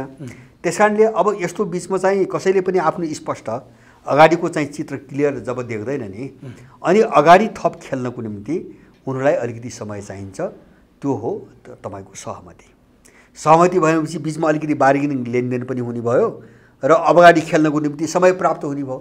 जस्तो अहिले मन्त्रीमण्डल पुनर्गठन गरेर 2-4 जना हेरफेर गरेपछि अब यो चाहिँ खेल्ने समय त 6 महिना त पाइयो नि त। अरू 6 महिना पाइयो, नयाँ मुद्दा उठ्नु पर्यो, नयाँ झगडा चर्काउनु पर्यो होइन, विवादमा फेरि लानु पर्यो भनेपछि अनि त्यो बेलासम्म कस्तो हुन्छ चित्र। जस्तो केपी ओलीले सर्लक्क यिनलाई सिसी दिएर अगाडि चाहिँ पेलेर जान सक्ने सम्भावना भयो भने उनले पेलिदिन्छन्। पार्टी पहिलेदेखि दर्ता गरेर राखेका छन् होइन। काङ्ग्रेसभित्र विवाद नआए शेरबहादुरसँग सरकार बनाउने भनेर यिनले अध्यादेश पनि ल्याएका हुन्। अब होइन अर्को परिस्थिति चाहिँ तपाईँको आयो मान्नुहोस् कथम गजाजित, अब अर्को केपी विरोधी जो चाहिँ तपाईँको समूह छ त्यसको निम्ति परिस्थिति अनुकूल भयो भने केपीलाई स्वाटै चाहिँ पार्टीबाट उनले कारबाही गरिदिन्छन् भने यो दुवै पक्ष दाउ हेरेर बसिरहेको होइन, दाउ हो। यिनको सम्झौता भनेको त्यो दाउ पेशलाई आफ्नो अनुकूल पार्नुको निम्ति त्यो अवकाश खोज्ने भन्छ नि, शक्ति सञ्चय हो, यो शक्ति सञ्चयको रणनीति हो। अब त्यहाँसम्म चाहिँ वातावरण नबन्दासम्म अब अलिकति तानतुन पारेर मिलिजुली गरेर जे त्यहाँ आउँछ खानेकुरा हो त्यो होइन, अरू केही पनि होइन। यिनको कहिले मेलमिलाप पनि हुँदैन, यिनको आफ्नो झगडा पनि छैन। मैले बारम्बार भनेको छु यिनको आफ्नो लडाइँ पनि छैन, यिनका बिचमा कहिले मेलमिलाप पनि हुँदैन। किन भन्छ भने मिलाएको पनि अर्काले, लडाउने पनि अर्काले होइन, अनि चाहिँ बिचमा चाहिँ झगडा पार्ने पनि अर्काले। अनि जसले यस्तो खेल खेलाउँछ उसले चाहिँ जसलाई समातेर अगाडि बढ्न खोज्या हो त्यो अनुकूल परिस्थिति नआउँदासम्म अलिकति सम्झौता गरेर बिहाको भन्छ। यो पुस्तक बाँड्न रोगे जस्तो त हो गएर केपी ओलीलाई नक्सा पारित गर्न लगाएर पुस्तक बाँड्न लोगे जस्तो हो। अनि केही समय पछि हेर्नुपर्ने भयो, अझै इन्डियाको पोजिसन अझै क्लियर भयो नि हेर्नुपर्ने भयो। अहिले नचिडाइहाल हामीलाई अप्ठ्यारो पर्छ भन्यो, रोकिदियो पुस्तक। अनि यिनको राजनीति यही हो मैले बुझेँ। तर अहिले एउटा पेचिलो विषय के देखिया छ भनेपछि दुईटा अध्यक्ष मन्त्रीमण्डल पुनर्गठन गर्नलाई तयार छन्, तर प्रचण्डले सर्लक्कै पुरै टिम फालेर नयाँ टिम ल्याउँ भन्ने प्रचण्डको अडान देखिन्छ। केपीले होइन केही मान्छे राख्नुपर्छ पुरै टिम फाल्ने होइन भन्दाखेरि यसको स्वार्थ चाहिँ के हो? प्रचण्डको पुरै टिम फाल्नुपर्छ भन्नेको पछाडिको स्वार्थको के हो र केपीले केही मान्छे राख्नु खोज्नुको स्वार्थ के हो? होइन, त्यो आफ्नो अनुकूलका मान्छे लग्ने हो। जस्तो अहिले सरकारमा जो छन् नि, जस्तो केपी ओलीलाई सजिलो के भन्छ भने जस्तो यो माधव नेपालको ग्याङबाट जस्तो योगेश भट्टराईलाई कटाइदिए, घनश्याम भूषाललाई कटाइदिए होइन। अब यस्तै थपथापमा पार्दाखेरि भोलि त्यसै अक्कर पारेर नाम ल्याउनु केपीले देख्दाखेरि उनका भने जस्तो। अनि चाहिँ तपाईँको अब कुर्सी पाएपछि त मान्छे त आफ्नो हुन्छ। अनि त्यसपछि अहिलेको समीकरण मोटामोटी चाहिँ केपीका अनुकूलतामा छ होइन। जस्तो सरकार गिराउने पक्षमा गृहमन्त्री पनि छैनन्, त्यो माओवादी कोटाबाट परेको गृहमन्त्री पनि छैनन्। लेखराज भट्टहरू त कुरै छोड्नु, लेखराज भट्ट छैनन्, जस्तो वर्षमान पुनहरू छैनन् होइन। अनि त्यति मात्रै होइनन्, त्यो बाहिर भएका मान्छे पनि भोलि सम्भावित आउने सूचीमा माओवादीका धेरै मान्छेहरू सरकार ढाल्न हुन्न भन्ने गइरहेछन्। केपीलाई यो अनुकूलै छ। अब यतातिर अर्को समस्या एउटा चाहिँ अलिकति मान्छे चाहिँ अनि आफ्नो पक्षमा लैजाने पनि होला। अब त्योभन्दा पनि यिनलाई समस्या के हो हुन्छ भने यहाँभित्र त झलनाथ, माधव नेपाल, वामदेव र प्रचण्ड 4 थरीका मान्छे नै चाहियो यहाँ त। त्यो पुरै चाहिँ चेन्जै नगरिकन त कतिजना पुग्छ भन्नुहोस् न। केपी ओलीले 4 जना बदल्यो भने सबै त 4 जना उनका त दिँदैनन्। एक जना उनका हुने भए उनका कसरी 4 जना बदलेपछि केपीको पनि हुनु परेन। केपीको 4 जना भएपछि उनले 4 वटा दिए भने अब उनलाई 4 वटा 8 वटा बदल्नु पर्यो। 8 वटा बदल्दाखेरि उनको भागमा एक जना हात आउँछ। त्यसले के हुन्छ? त्यसकारणले सिङ्गै मन्त्रीमण्डल बदल्दाखेरि त आफ्नो त अलिकति बढी सङ्ख्या हुन्छ नि। अब प्रचण्डहरूको दाउ त्यो हो, माधव नेपालहरूको त्यो हो, केपी ओलीले त्यो मान्दैनन्। यो मैले सम्भव हुँदैन। त्यही हो यो लडाई। लडाई त्यही हो होइन। आफ्नो मान्छे अलिकति बढी पार्ने कुरो न हो यो त। त्यसो हो भने त्यो क्याबिनेटलाई कसरी चाहिँ आफ्नो पक्षमा सुरक्षित गर्ने भन्ने कुरो न हो यो त। त्योभन्दा बढी केही पनि होइन। त्यसो भने अब यिनीहरूको विवाद भइसकेपछि जुन कार्यदल बन्यो, यिनीहरूले सहमति भयो भनेर प्रचण्ड र ओली मिलिसकेपछि के नेकपाभित्रको विवाद मिलिसक्यो हो? होइन, मैले पहिले भने नि यिनको विवाद पनि छैन, यिनको बिचमा आफ्नो विवाद पनि छैन होइन। जो राजनीतिक विवाद भन्छौँ नि हामी, यिनका बिचमा विवाद पनि छैन, यिनका बिचमा मेलमिलाप पनि हुँदैन। यिनले बाहिर जे गर्छन् त्यो कसैले मिलाएको पनि होइन, सहमति गराएको पनि होइन। भोलि लडेछन् फुटेछन् भने पनि यिनी फुट्ने पनि होइन होइन। अब यो चिज हामी बुझेनौँ क्या। जस्तो यिनीहरूलाई चाहिँ यिनी चाहिँ मान्छे होलान्, यिनी दिमाग भएका मान्छे होलान्, यिनले आफ्नो राजनीति गर्दा होलान् भन्ने चाहिँ सोचले हामी यस्ता छलफल गरिरहेको छौँ। यसको मैले कुनै पनि अर्थ देख्दिनँ। त्यसो हो भने प्रचण्ड त कार्यकारी अध्यक्ष भए, अब प्रचण्ड अध्यक्ष भए, उनले सबै कुरा चाहिँ प्रचण्डको जिम्मामा, सरकार केपी ओलीको जिम्मामा भन्ने कुरा सार्वजनिक भए। त्यसको सङ्केत हो कि के हो? पेरिस डाँडामा पहिलो पटक नेकपाको सचिवालयको बैठक बस्यो। के साँच्चीकै प्रचण्डले केपी ओलीलाई आफ्नो लाइनमा लत्र्याउन सफल भए हुन्? होइन, के सङ्केत गर्छ? यो चाहिँ मन्त्रीमण्डल पुनर्गठन नहुँदासम्मलाई हो, हेरिराखौँला। मन्त्रीमण्डल पुनर्गठन हुन्छ जस्तो भर्खर सहमति भएको छ होइन। मन्त्रीमण्डल पुनर्गठन भयो भने केपीलाई उनले देखिहाल्छन्, केपीलाई देखिहाल्छन्, केपीको स्वरूप देखिहाल्छन्, केपीको फेरि स्वरूप देखिन्छन् होइन। यो 2 महिनाभन्दा बढी जाँदैन। 2 महिनाभरि उनको उही झगडा सुरु हुन्छ फेरि। पोहोर चाहिँ जे सहमति गरेर जुन झगडा सुरु भयो नि, हुने त्यही हो।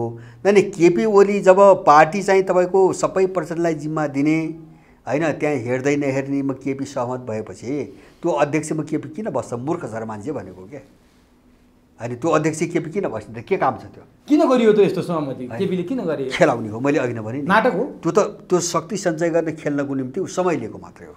जस्तो अहिले माधव नेपाल ग्याङलाई मत्थर पार्नुको निम्ति अनि केपी चाहिँ तपाईँको उनलाई ब्याक गराउनु त त्यति त गर्नु पर्यो। त्यति गरेपछि त प्रचण्डको मुख बन्द भयो नि होइन। यो कुरा प्रचण्डले बुझेछन् कि छैनन्? होइन, बुझेका छन्। बुझेर के गर्नुहुन्छ? त्यसो भए प्रचण्ड जस्तो हिजो त्यत्रो 10 वर्ष जनयुद्धको कमान्डर भएको, सारा राष्ट्रिय अन्तर्राष्ट्रिय स्तरमा चर्चा परिचर्चाको शिखरमा रहेको त्यत्रो प्रचण्ड चर्चित राजनीति उनकै वरिपरि यही हामी भ्रम परिरहेको। कमान्डर पनि अर्कैले बनाइदियो होइन। जस्तो एउटा हुन्छ नि, मैले के हुन्छ भने हामीले जे बाहिर तस्बिर देख्यौँ नि माओवादी युद्धको, यिनको जुन पोस्चर देख्यौँ नि हिजो, यिनको त्यो जग हुन्थ्यो भने मलाई विश्वास छ त्यो राजनीतिक जगलाई मास्नको निम्ति 50 वर्ष लाग्छ। खमेरुजको पतन भएको चाहिँ 50 वर्ष भयो कम्बोडियामा। खमेरुज अहिले पनि लडिरहेछ, सत्ताच्युत भएको अहिले पनि लडिरहेछ। फिलिपिन्समा जोसेफ मारियाहरूको फिलिपिन्स कम्युनिस्ट पार्टी होइन, सानो छ, थोरै ठाउँमा छ, फिलिपिन्स जस्तो देशमा होइन अहिलेसम्म लडिरहेछ भनेपछि संसार हल्लाको, बाहिर देख्दाखेरि संसार हल्लाको, यत्रा ब्यारिक ढालेको होइन, यत्रा पार्टी मूल संस्थापन पक्ष भने सिङ्गो समिति प्रणालीलाई चाहिँ 12 बुँदेमा ल्याउन बाध्य भएको माओवादी फोर्स चाहिँ तपाईँको तासको महलदै 4 रातमा चाहिँ ढल्छ। यसरी प्रचण्ड यसरी रोएर चाहिँ तपाईँको केपीको कार्यकर्ता बन्नुपर्छ भनेपछि मेरो बुझाइ पहिलेदेखि जसले उठायो त्यसरी सुताउने हो। युद्ध युद्ध नाइके बना पनि